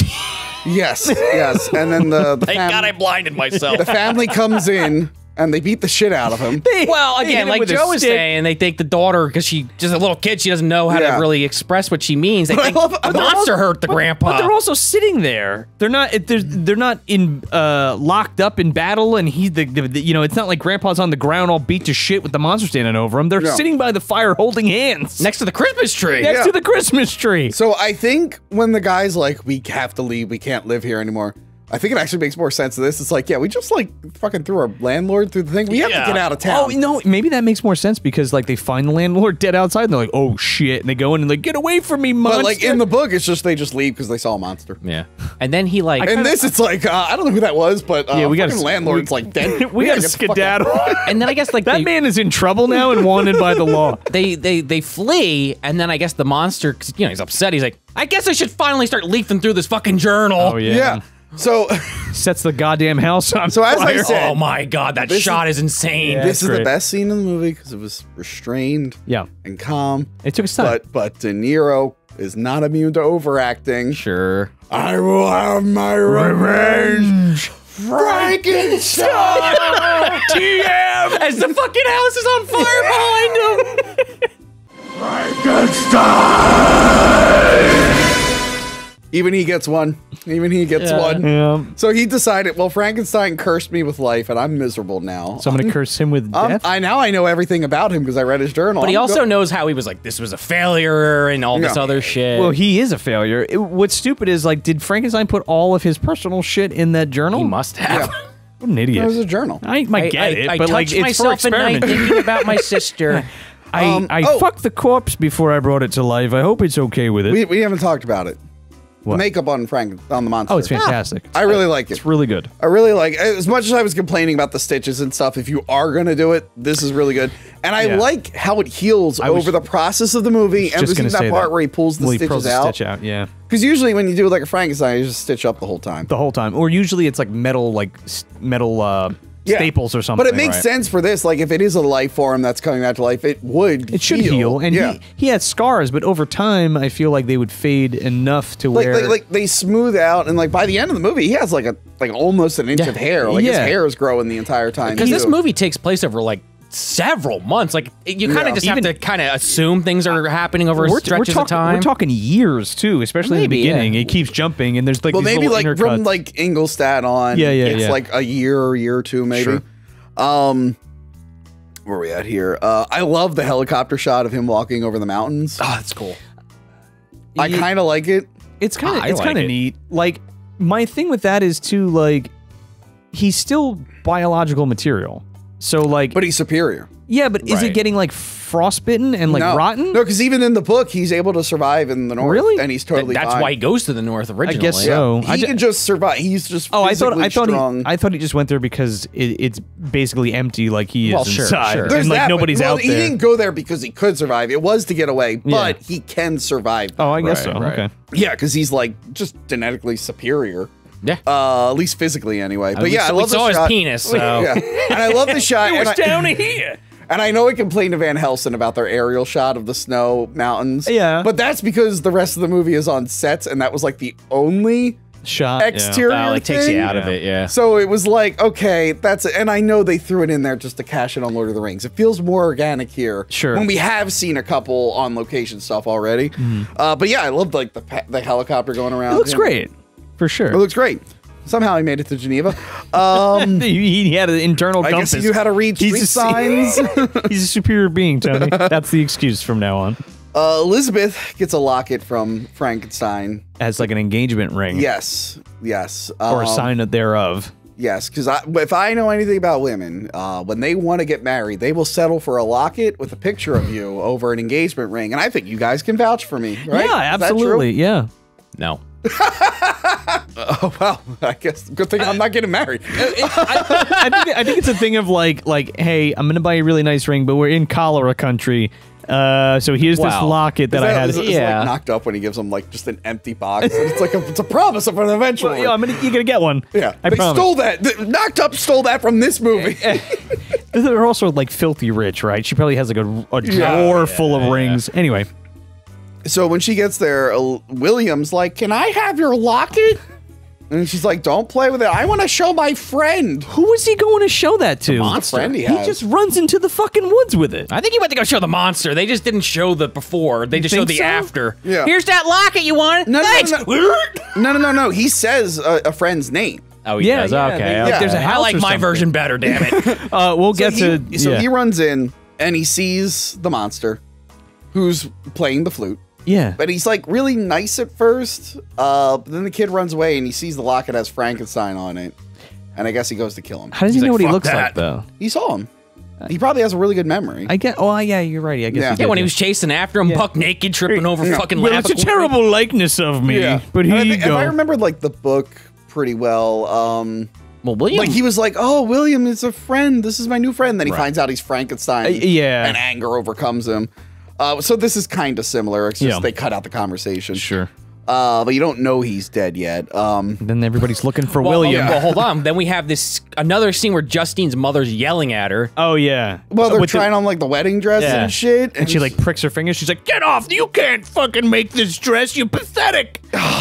It's so heart wrenching because she's just like she can't do anything right. like she's putting on the wedding dress. Don't even touch it, Justin. for the bride to be of the man that she loves. Wow. like that's not Add And already. that her mom label, is yeah. so excited for this wedding that she wishes was actually hers. It's so fucked up. But then, like, as that's happening, they realize, oh shit, where the fuck's William? Yeah. Yeah. And they start a search party. Yeah. yeah, they do what you call it? They do a search party. But I guess Justine gets tired and takes a nap in a barn. She literally runs out there and she's like, "Oh, I'm so tired." Yeah, William." she gets tired and she falls asleep in a barn like women do. Like in every Halloween sequel. Oh yeah. How many times has your like sister, girlfriend, or mom just fallen asleep in a barn? All the time. It's like, hey mom, you didn't come home last night. She's like, I got tired. I wandered into a barn. When I'm I like, can't, oh, okay. when I can't find them, guess where they are? Oh, they're always in the They're barn. always in the always barn. in the barn. Always in the Yeah. barn. Unbelievable. Sucking I that can't cow believe tit. it. I can't believe Getting that milk, getting that nutrient. Getting that amniotic juice. Oh, yeah. Okay, maybe the women in your life are a little different. Mine mean, just fall asleep in the they barn. just- They Fair don't- they enough, don't fair start- enough. They're not sucking cow teeth. So yeah, she's like, I'm tired. Yeah, and then the monster, like, you don't see him, you know it's him. Like, the shadow of him, like, do, the locket, drops it right there you on go, her. She'll get Justine. blamed for this. Yeah, whoever guess. you are. I think in the book he like sneaks it into her pocket and, Yeah, like, yeah, someone finds it when they're doing like laundry or something. But there's an actual trial for Justine. In the book. In the book. And in Frankenstein Unbound. In this, they Even literally... in Frankenstein Unbound. Oh, is that Justine? She's gonna die. They put the locket there, and then they kind of there might be like a scene in between, but they essentially they cut, and then they get a fucking knock at the door, and it's like the police like the constable's hey, we got the locket, we got the prisoner locked up. Wait. Can we talk about the fucking cop knocking on the door? Oh, sure, yeah. Sure. He's talking, and the wind just blows the fucking flap up, and it's all over his head, and they just left that in. It's a windy day. Where's tape guy? Get him in there. Do another fucking take. That's weird and distracting. Kenneth Branagh, he didn't check that take. Sir He Kenneth just took- doesn't do 2 takes, Yeah. Tony. He was in that shot. One. He's like, I'm not doing it again. Yeah, I'm not in that, so we're not doing it again. Yeah, they were like, Kenneth, did that look good? And like, just Helena Bonham Carter's he's, fucking like, making trailer. out with her? No, her trailer's just shaking. It's like, Oh my god! See the thumbs up through the window. Holy shit! A cum covered fucking. Well, finger. there. Hey, Oh, fucking turn wife- up the juice Who to was see his what wife at shakes the loose. time? Emma. Nicole Smith. Anna Nicole Smith. Emma. Emma. He had a wife at the time. talking about this Emma in- person. It's not This is Emma like- Watson because it's. I want to say Emma Watson, but that's not the right name. Actually, this is the first movie I think he Emma directed. Thompson. I think it was Emma Thompson. I think it's Thompson. I think it's the first maybe. movie he directed. She didn't act in. She got off for another part, and he thought it was better for her, and also so he could sleep with Helena Bonham Carter. I guess. thought Justine was Emma Thompson. If No, that's even no, her fucking no, name. No, I don't know. No, his wife's his wife's not. Whatever. Yeah, right. Helena Bonham Carter. What a little home wrecker. I do He's on love her. Planet of the Apes. Planet of the Apes. Tim Burton. So Tim Burton had to see his current girlfriend And the woman he like dressed up like chimpanzees and just be like, I like that other chimpanzee more. It looks like Michael Jackson. I want that one. So then they're like, well, we caught her, but there's like a lynch mob going after her. So why does the town give a shit? Third one, by the way, in the film. Third lynch mob. Also, now we're going like lynch mob dance. Lynch mob dance. So I have to check, because they're in Geneva. Yeah. But this location looks like Ingolstadt where they hung. It does. Yeah. But the thing is, like, They just built one big wall. they didn't even find her with the body. They found her in a barn with the locket. But she didn't remember how she got the locket. And she's like, I don't knew he had the locket. I don't know. Oh, we also forgot to mention William, who's dead. When they find his body, Ian Holm rips off his wig. Oh, That's the yeah, he thing. takes his wig off. They like grab him again, an overhead shot. You wanna That talk kid won't stop moving. No. That kid's hands are moving. They're picking up, and he's like shaking. I'm like, he's dead. Not only is he dead, but it's fucking pouring rain outside. You got this crane shot overhead. Everybody's like, ah, like in the arm. Of course, the shaking this kid's kid. gonna move. Well, yeah. And this they're is also, shaking him. This is also the point in the movie. Like, I guess I can't blame the guy because the second family member dies, wife now his son. Ian Holm's like, all right, I'll be in my bed the rest of the movie. Well, his wife died. No, now, I know, Now but- his son that his wife died giving birth to is now dead. Yeah. And Justine is fucking. They brutally hang her. Man, it's way meaner than Frankenstein on Down. Oh, my yeah. God. They like launch her up. And why did the town care so much? Hold It on. was a Let's little kid, let's back it up a guess. second. She gets picked up by the cops, and the cops come to the Frankenstein's house. Oh, wait, hold on. The mother of Justine kills me in this scene because she's like, you have to save her. She's the only thing I have left. Even Cut though to what you're saying. she's only been berating her the entire fucking movie. Sure. Yeah. Hey, Frankensteins, we caught the person who killed your brother's son, and they're just like, what? And he's just like, well, you got to come down there and see what's going on. Cut to a fucking mob of people ripping this woman out of the jail. Yeah. Right, yeah. And the police can't stop it. And the Frankensteins Could are you running. imagine an entire town going crazy and the police just not being And able they're just to like, stop whoops, it? sorry. But Yeah, Crazy idea. But the Frankenstein family is like chasing after them, trying to like get Justine away from them. I love the ones who are technically the victims Yeah. in the public's eye are like, wait, don't do don't this. do it. And they're like, no, we're killing her. They fucking- And then Justine's mom suddenly decides she loves her daughter. Oh my god! She's like, ah. Yeah, as they kick her off the fucking They side with bring this 50-foot rope. They bring this woman to the highest point in town, wrap a And rope she's like- around her, and throw. She's And like, just I don't remember. I just fell asleep in a barn Yeah. like I always do. This actress though does a great job. Yeah. Because you like as they're putting the news to overhead, then she realizes what's happened to. Oh fuck! And then they just mean, kick her off the side. she falls a cool fucking 40 feet, and then just snaps her neck. Dead as a doornail. Yeah, Fucking- it's really. I want- audibly was like, holy shit! I want to say, well, at least she's dead and we'll have peace. But no. No. No, not in this film. No. Brett Spiner's sticking her Yeah, up. Brett Spiner's there. That was the deleted scene. Oh, that was- I gotcha, They're gotcha. burying her, and they're like, "Will she be at peace?" And the priest is Brett Spiner, and he goes, "No." Peace. Oh god. And they're like, "Is that a reference to something?" He's like, "Movie didn't come out yet. Just wait a couple years. It's from my death scene, but not actually, because I come back in the sequel." And they're like, "We don't know what you're talking about." Huh?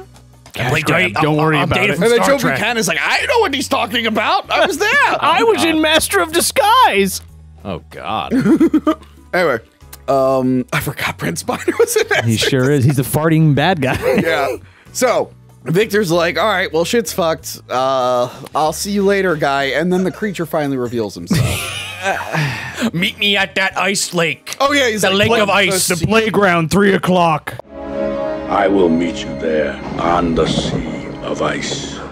On the sea of ice. Sea of ice, I will yeah. meet you on the sea of ice. And Frankenstein should just be like, What? can you be fucking more specific? You gotta be the goddamn mountain. Like, which mountain? I thought it was gonna be like he'd go over a hill and there'd just be ice, like a lake iced over. Oh, he's climbing the mountains and yeah, but he should have been like, well, which one? Yeah. Like, It's like he doesn't like. Let's meet at a pub, Like- or like something. Like we'll talk this out. All right, what's the deal? Is the map of Geneva like a D&D map? Does it literally say, sea of ice on the map It somewhere? might, and it's like right next to. so like, so a he place knows that's he not- knows the word sea, and he knows ice. He doesn't know the word mountain.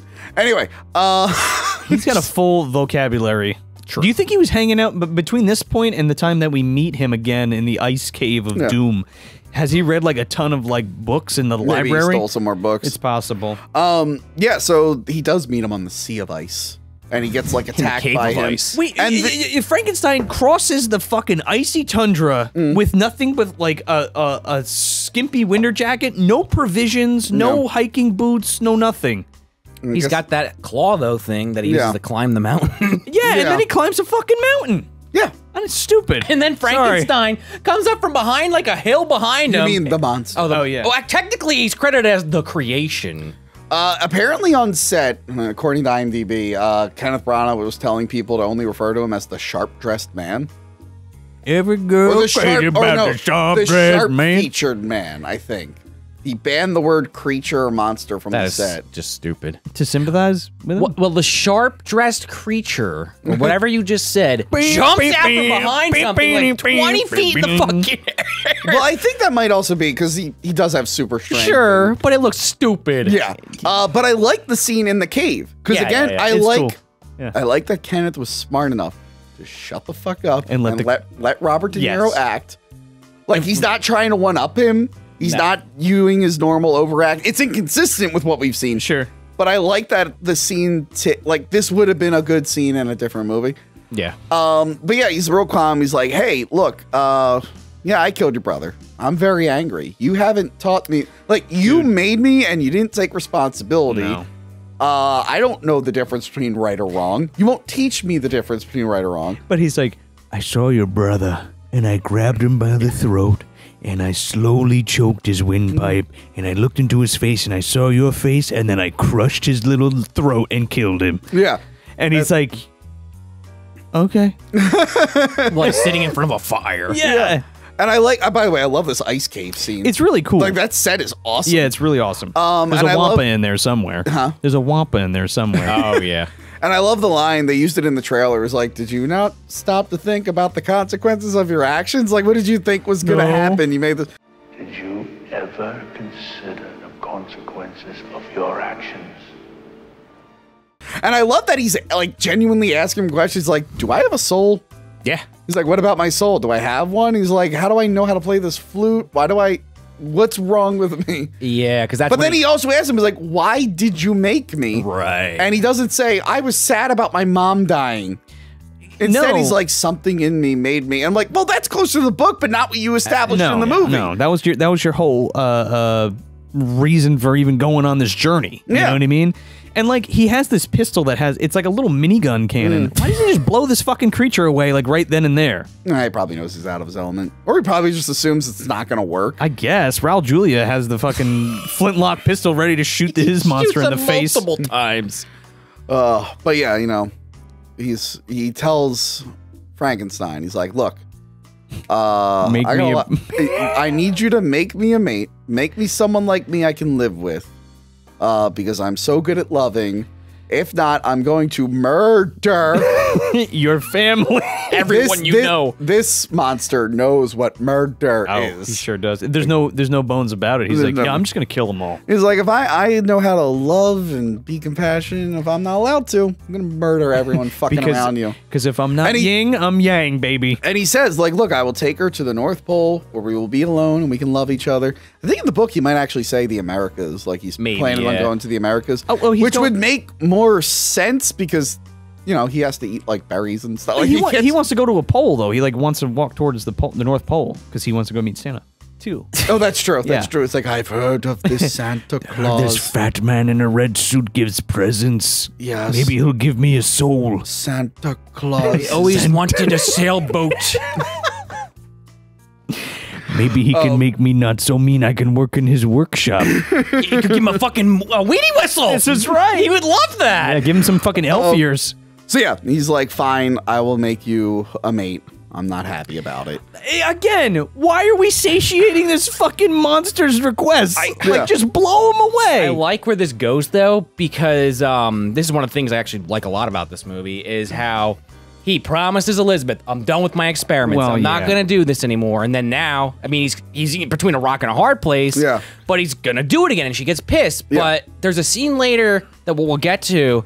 But the monster basically echoes that because Elizabeth's like, Victor, you don't keep any of your promises. You don't keep any of your promises. And the monster's like, I keep my promises. I didn't even get that. Yeah. Because we know later on he has access to the house. He's probably spying on them. I also think it's like a lot of this is like partly like metaphor for like addiction too. Yeah.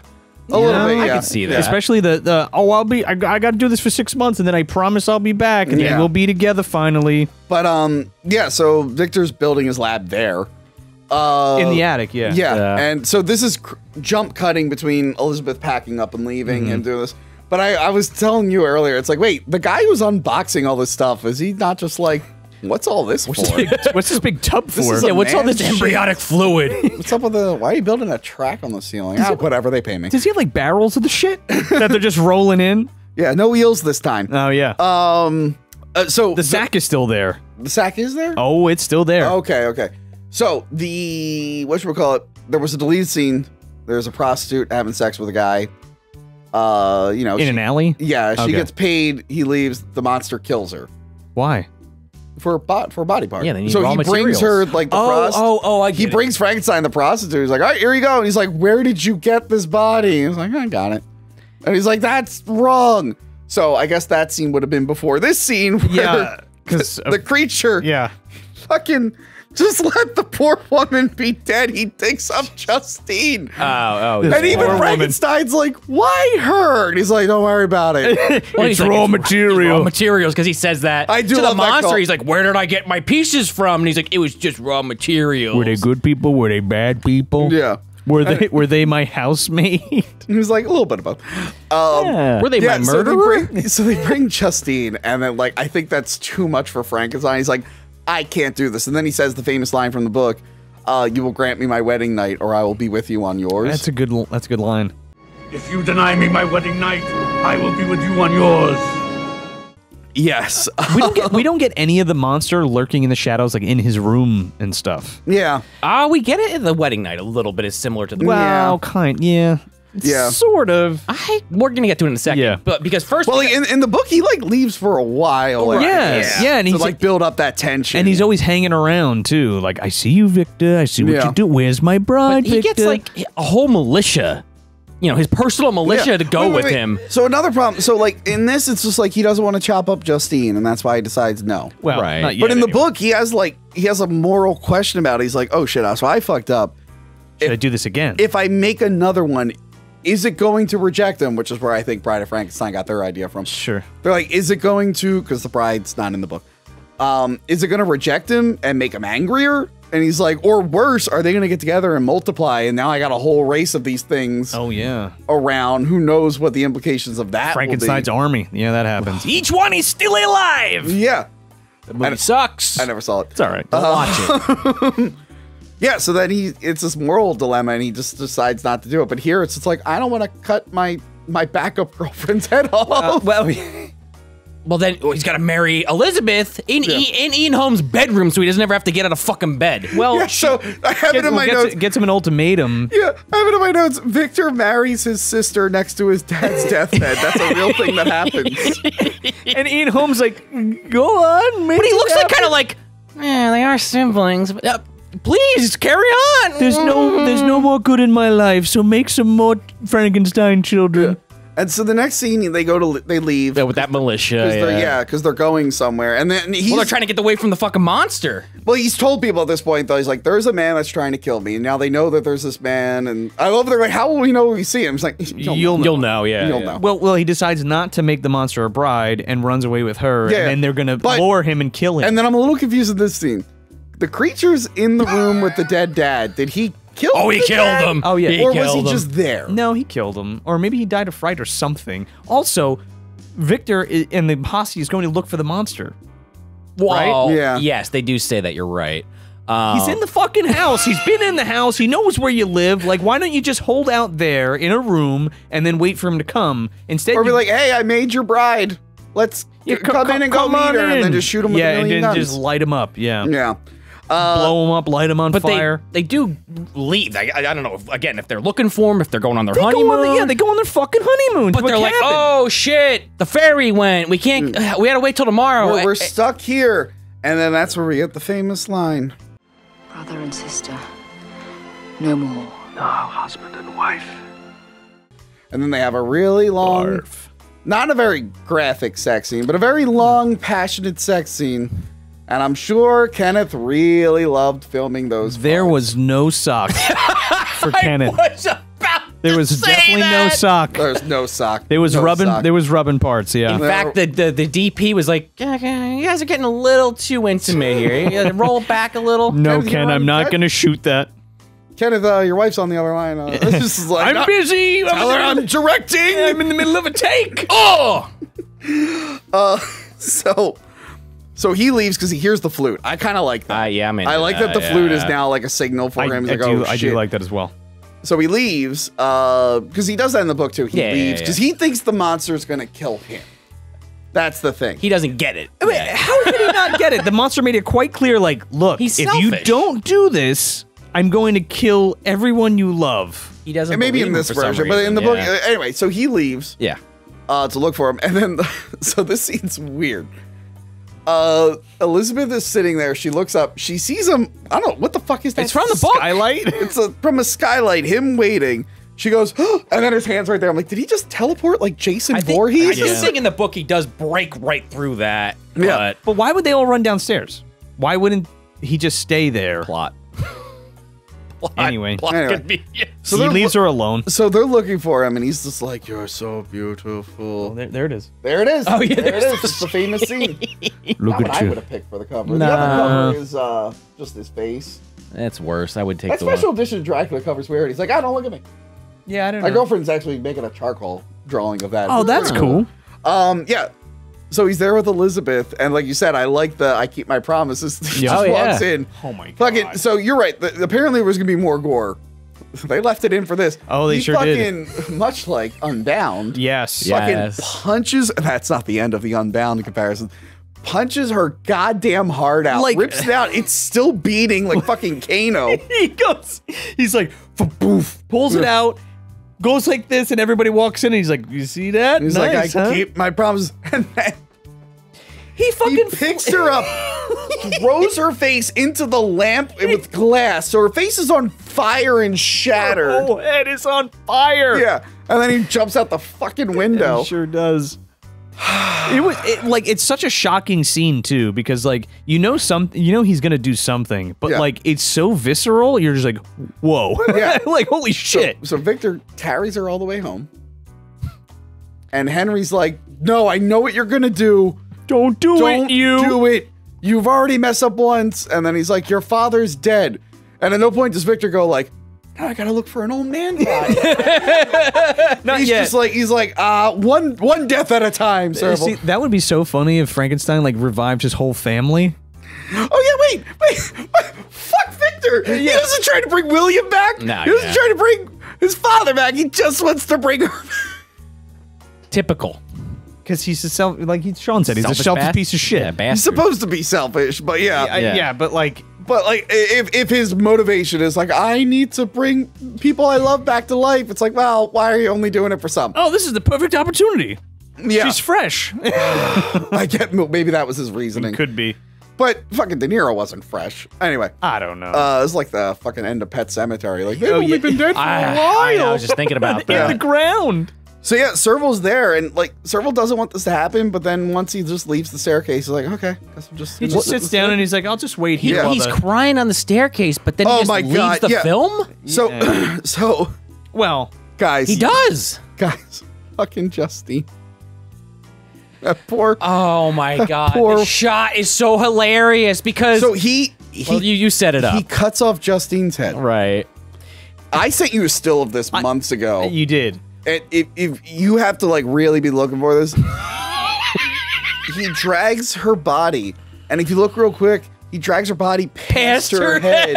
It's just sitting Oh, it's on there, the like in the corner of the ground. frame. And it's just like, well, I'm just going to take HBC's head and put it on the other body that I liked better. And her hand, so And that her wedding ring hand, fits. Yeah. The only way, Put her wedding ring on, man. only It way, is so fucking vile. Like, the only way this could be more tragic is if it just flashed to her in hell, And the devil was like, your mother never baptized you. Here. And she's like, no! Like, that's the only Joe. way it can be more tragic. Let's reenact the scene. I could be the dead corpse. You could be Frankenstein. He has the hand like this. Well, he sews it back on, and he's like, "Oh, you're fine. You're fine. Oh, look at that. Look, you're still my wife. Okay, I'm gonna put you in the fucking copper bath. Here we go, baby. More embryonic fluid from God knows where." So now he has lightning. Yeah, I guess here he uses just an takes antenna his with like, fucking shirt takes out off, that copper thing from earlier again. stabs Yeah. all the fucking and he needles does the into whole her. live, cut the servo. No, Crying. Why did he could have tried a little bit harder to stop him. He was up there hacking those bodies away for a little while. He stops for like a split second when he's about to cut Elizabeth's head off. He's like, He doesn't like So- patch her up either. She's all burnt the fuck up. Yeah, Elizabeth Anyway. comes back to life because this movie couldn't resist doing the bride, even though the bride never gets made in the book. But fucking Frankenstein Unbound beat this. Frankenstein Unbound, and I remember we checked. Yeah. I remember I told you, like, I'm gonna check. Frankenstein Unbound is the only movie I can think of where they use Elizabeth's body as Yeah. the bride of Frankenstein, Yeah. which makes kind of sense. Yeah. It's a good twist. And then someone must have watched that and been like, luckily no one saw that movie, but our movie that everyone's gonna see it. Roger Corman's in the theater watching this like, Hey. You know what's weird? You know what's funny? I guarantee you most people wouldn't have seen this if they didn't start packaging them together. I don't think so. Oh, Because sure. this isn't the first time they did this. They packaged it in like I'm sure in like DVDs. DVD and stuff, yeah. Fucking the video games. At one point, Really? the They came out I think in a the double Sega pack? CD video games at one point were packaged together. Oh, man. I think they came out individually. Right, Speaking well, of, yeah. actually, one of the Frankenstein. Are you gonna games- play this shit? Guys, I gotta see this. If I can find it. I used to have Dracula. One of the Frankenstein games, I think it might be the Sega CD one, and I will double check. I think the bride is the main villain at the end, and you have to fight her as man. As as Victor or I the think monster? it's the monster. Like, it's like, wait, they picked her as the main villain? Anyway. Well, if you play as the monster, who's gonna? Well, I guess Victor would be. Yeah. I guess. I know there is one where because James covered it on AVGN. There is one where you play as the creature. I think that was Super Nintendo. Oh, okay. Guys, you know what we've been missing? Well, you know, More- he's trying to teach Elizabeth who she is. And what's the best way to do that? Put on that phonograph, baby. No, another dance scene. Oh yeah. But that music's playing it had picking up been in the a background. while since there was Yeah. a dance scene. And this might be the most painful scene in the movie. This might be. remember. This is worse than the slip and slide scene because at least that's like funny, even though it's like totally out of it doesn't make sense in the movie. But it's like this is just like. I get what they're going for, but holy Dude, shit, kinda- she's like limp, like It's macabre as fuck, man. It's kind of how I feel about like the Martha and Batman v Superman. I don't really hate that as much as other people, but it's like one of those like, nah, I get what you're doing. Yeah, it's just yeah. a little stupid. Way he's, over the he's top. swinging her around. They're Swing jumping around, and she's like, jiving. "Oh." Yeah, I remember. She's like got her head on his chest and Yeah, shit. and of course the creature shows up. He's like, "Oh, you did it! Yeah. Oh, And what do you know?" And this is fucking For weird. me. He's like, "Oh, thanks. Come here, Elizabeth." And she's like, "Okay." And Yeah. then there's like I don't know what. They have in the like middle. a fight. Yeah. because like she says Victor. He's like, she said my name. She's mine. Say my name. And he's like, "Oh, Elizabeth." she's mine. You made her for me." And they're fighting, and then much like Bride and other stuff, they Yeah. want to die. Well. but fucking guys. All Man. right, buckle the fuck up. Okay, This was great. Again, I don't know how you guys can't just want to watch this movie over and over and over I again. want to watch this part. Like I don't want to watch this whole damn movie this over. Scene, I I'll was tell you like- if I were to watch it again, because we'll get to my final thought at Yeah. the end here. I better have a fucking blunt on standby. Yeah. So the bride has decided she doesn't want to live. No. She can't talk, by the way, so she's just like, She can't talk. She can only say Victor. Yeah. Oh yeah, she's just like. What'd you do I to guess- me? You know how they have those trace memories? Oh, yeah. So I guess her memory let her know what an oil lamp was. So she picks it up, and then it's like her face superimposed in front of a dummy with It's hand. really bad. It's one of the worst. What was our Transylvania Jessica's name again? Jessica Savovich. Jessica Lavovich. Whoever the editor is here Yeah. at One Day Maybe Hack the Movies Transylvania. Please play the scene in slow motion. I want everyone to see her goddamn fake face. She's got this thing above her head and she just squishes it. and the lights are on fire. And it all comes down on her head. This is the most flammable. What the fuck was in that? Was it? It was oil. I think she got this like the napalm from fucking Worms. Have you ever played Worms? The napalm in that game is like all over the place. And Jessica, play this. Jessica Slavovich, play this scene in slow motion. Guys, they have that one shot of the hallway. Yeah. Oh, it's great. So she's coming down all on fire. She will like hit a wall, maybe not even reach the wall yet. And it's not just she's spreading the fire. She hits the wall fucking explodes. She hits another. So the walls are exploding, but it's just supposed to be some oil fell on her. And I get that she can spread it's a whole I get that she can spread the fire, but the walls are like stone and marble. Are they known for I know pretty much anything can burn, but are they known for like exploding on contact? Italian marble is very flammable. It was that blue marble, remember? Oh, I was gonna say maybe Henry went up there with the gas tank and like jumping it all over the walls. Literally, she's hitting every wall. Explosion. Like pinball. She fucking falls over. Is that in the pinball machine? The fire in the hallway? She falls over the fucking balcony. There's no railing. That's what I'm saying. Wait. She falls onto like the floor. But it looks like there's something already on the floor. Yeah, the fucking cushion to fall onto. No, it looks like there's like something like weird on the floor. Anyway, so it looks like a checker pattern. Yeah, so she lands onto it, and then the whole bottom of the house. The wide shot from outside. There's nothing in the house to light on fire. It's stone and marble. Nothing. Maybe it'll be on fire at some point, but it's got to be burning for a while. Let me tell you something. She's just going to be smoldering in the middle of this stone hallway by herself until she goes out. And by the way, Victor just runs. He's like, "Oh, what's going on? How did he get out of the fucking house?" I don't know. Victor and the monster look and they go, "Oh no!" Like in unison.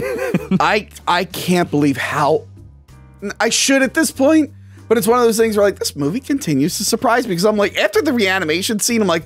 Nothing's gonna be more over the top than this. There you go. There you go. Fucking over the fucking and by the way, we barely talked about it, but he does basically a quick version of the reanimation scene for this one. Yep. Still knocks her fucking body all around. Yeah. Can't really see her ass cheeks as much, though.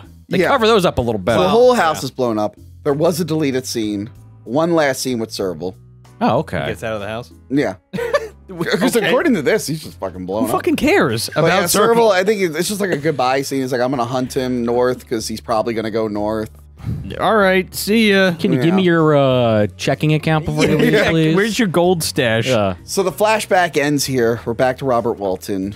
Still on the hunt for Santa Claus. Yes. Frankenstein is like dying. He's about to die because he's like frozen. He probably has hypothermia. Probably has hypothermia and pneumonia or something. But he's weak. I kind of hate this, but I'll let you finish. Yeah. So, I mean, I think in the book he kind of convinced Walton. He's like, "Stop having ambition. I'm dying now." Yeah. So here he dies. Never follow your dreams. Good night. Robert Walton. He just goes out. And they're like, "What did he say?" He's like, "Hey, he told me some story. Gonna be true." Yeah, I don't know. It's like, really? You listened to that entire story?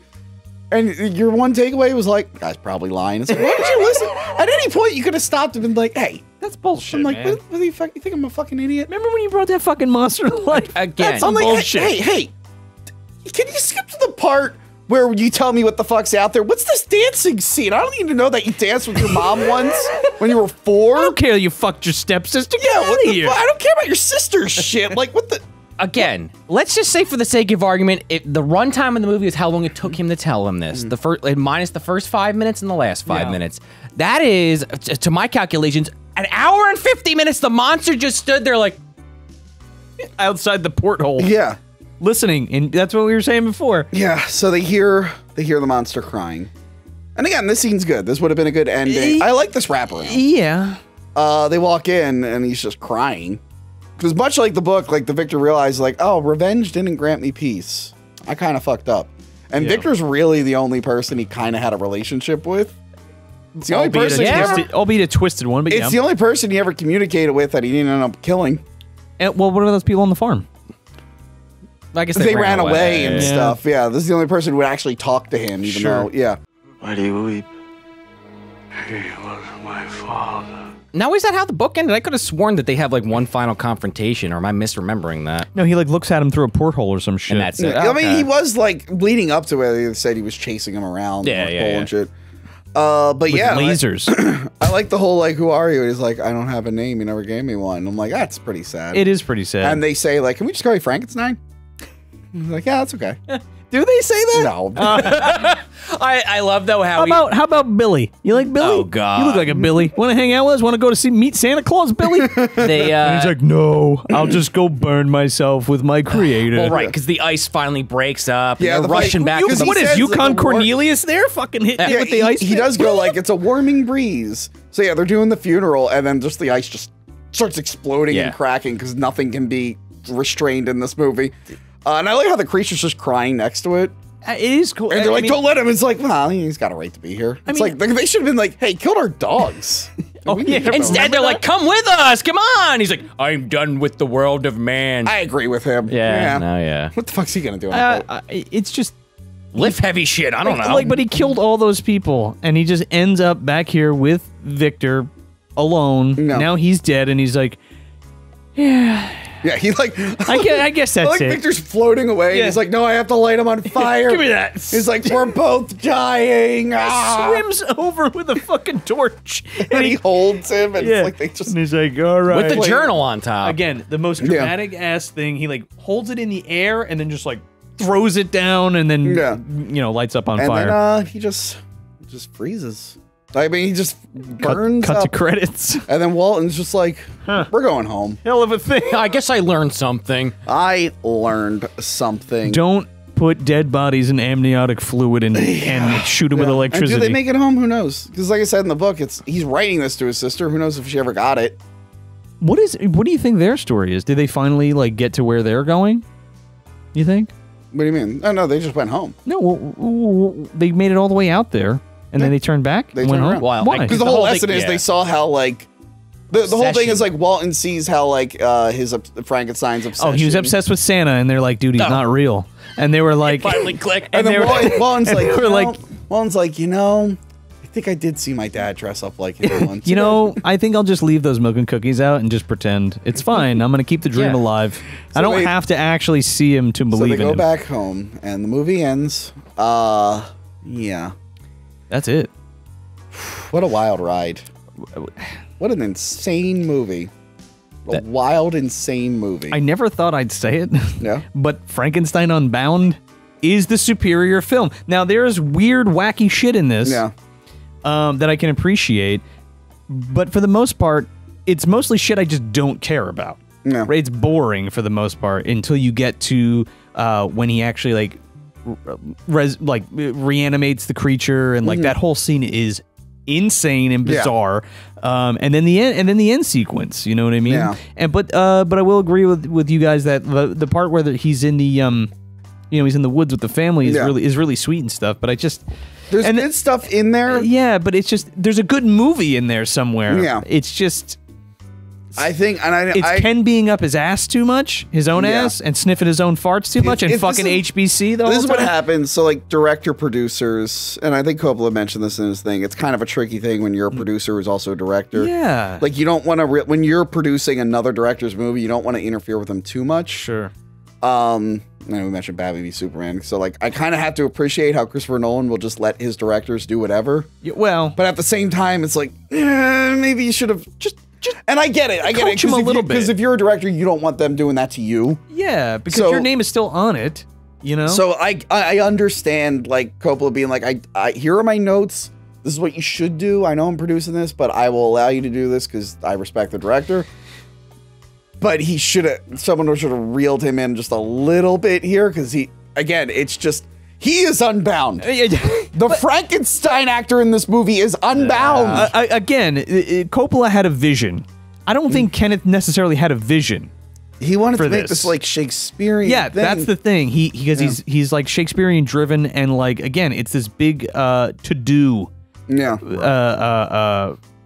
Big and loud. Over dramatized iteration of this story, which again, it works in some spots, but then like juxtaposed against like really crazy cinematography and then like super dullard cinematography, like it doesn't mesh well. Like with Dracula, there is a whole complete thought happening. Yeah. And this is like, why don't you try a little of this? Add a little of this. I need more of this. Give me that script. I'm going to rewrite it right here, right now. We're going to fix this, you know? Yeah.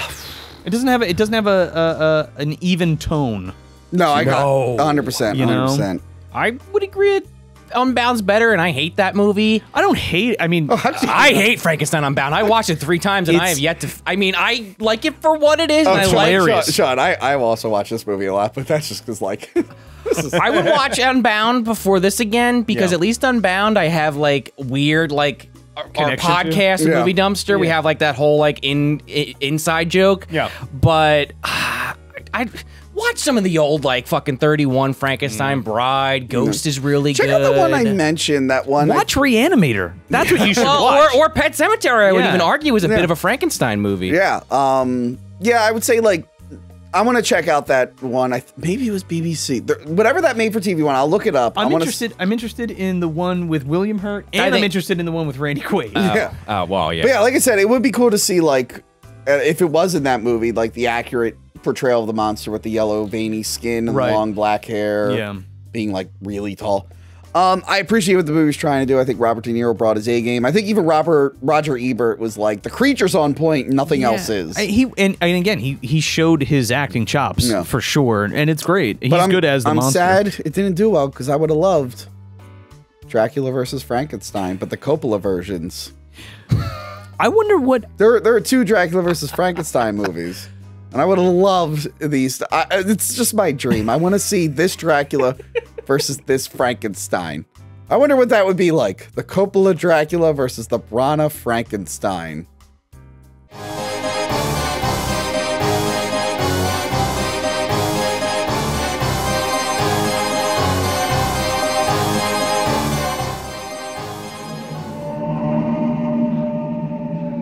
So that was our 2-parter. Of the Coppola series, the Zoetrope Studio, Columbia Pictures. I think if Coppola had more, just one last thing. I think if Coppola had more involvement and just direct, I don't think his heart would have been in it as Dracula was, but I think if he did it the way he did Dracula, it would be a classic, just like the Dracula movie is. And then I would have loved to seen other Universal monsters get the same treatment like that for sure. But yeah, I'd say definitely watch it. Definitely watch it once. Yeah, definitely watch it once. Yeah. Just watch it once. Yeah. And you should watch this show all the time. You know, I think it's time for me to go back to my video store. I don't think I'm gonna license the name to Hack the Movies. I don't like this Transylvania video store. I mean, I like 50% of their movies. I don't think this is the best thing to put my name on. No. It's a bad investment. I think it's Jonathan Harker's fault. Yeah, there's like 5 people in that town. I don't think they're going to come here to rent the same 2 movies. No. But definitely check out hackthemovies.com. Check out the podcast feed, the Patreon. You want to check out that Patreon. What else do I have? Call the voicemail line.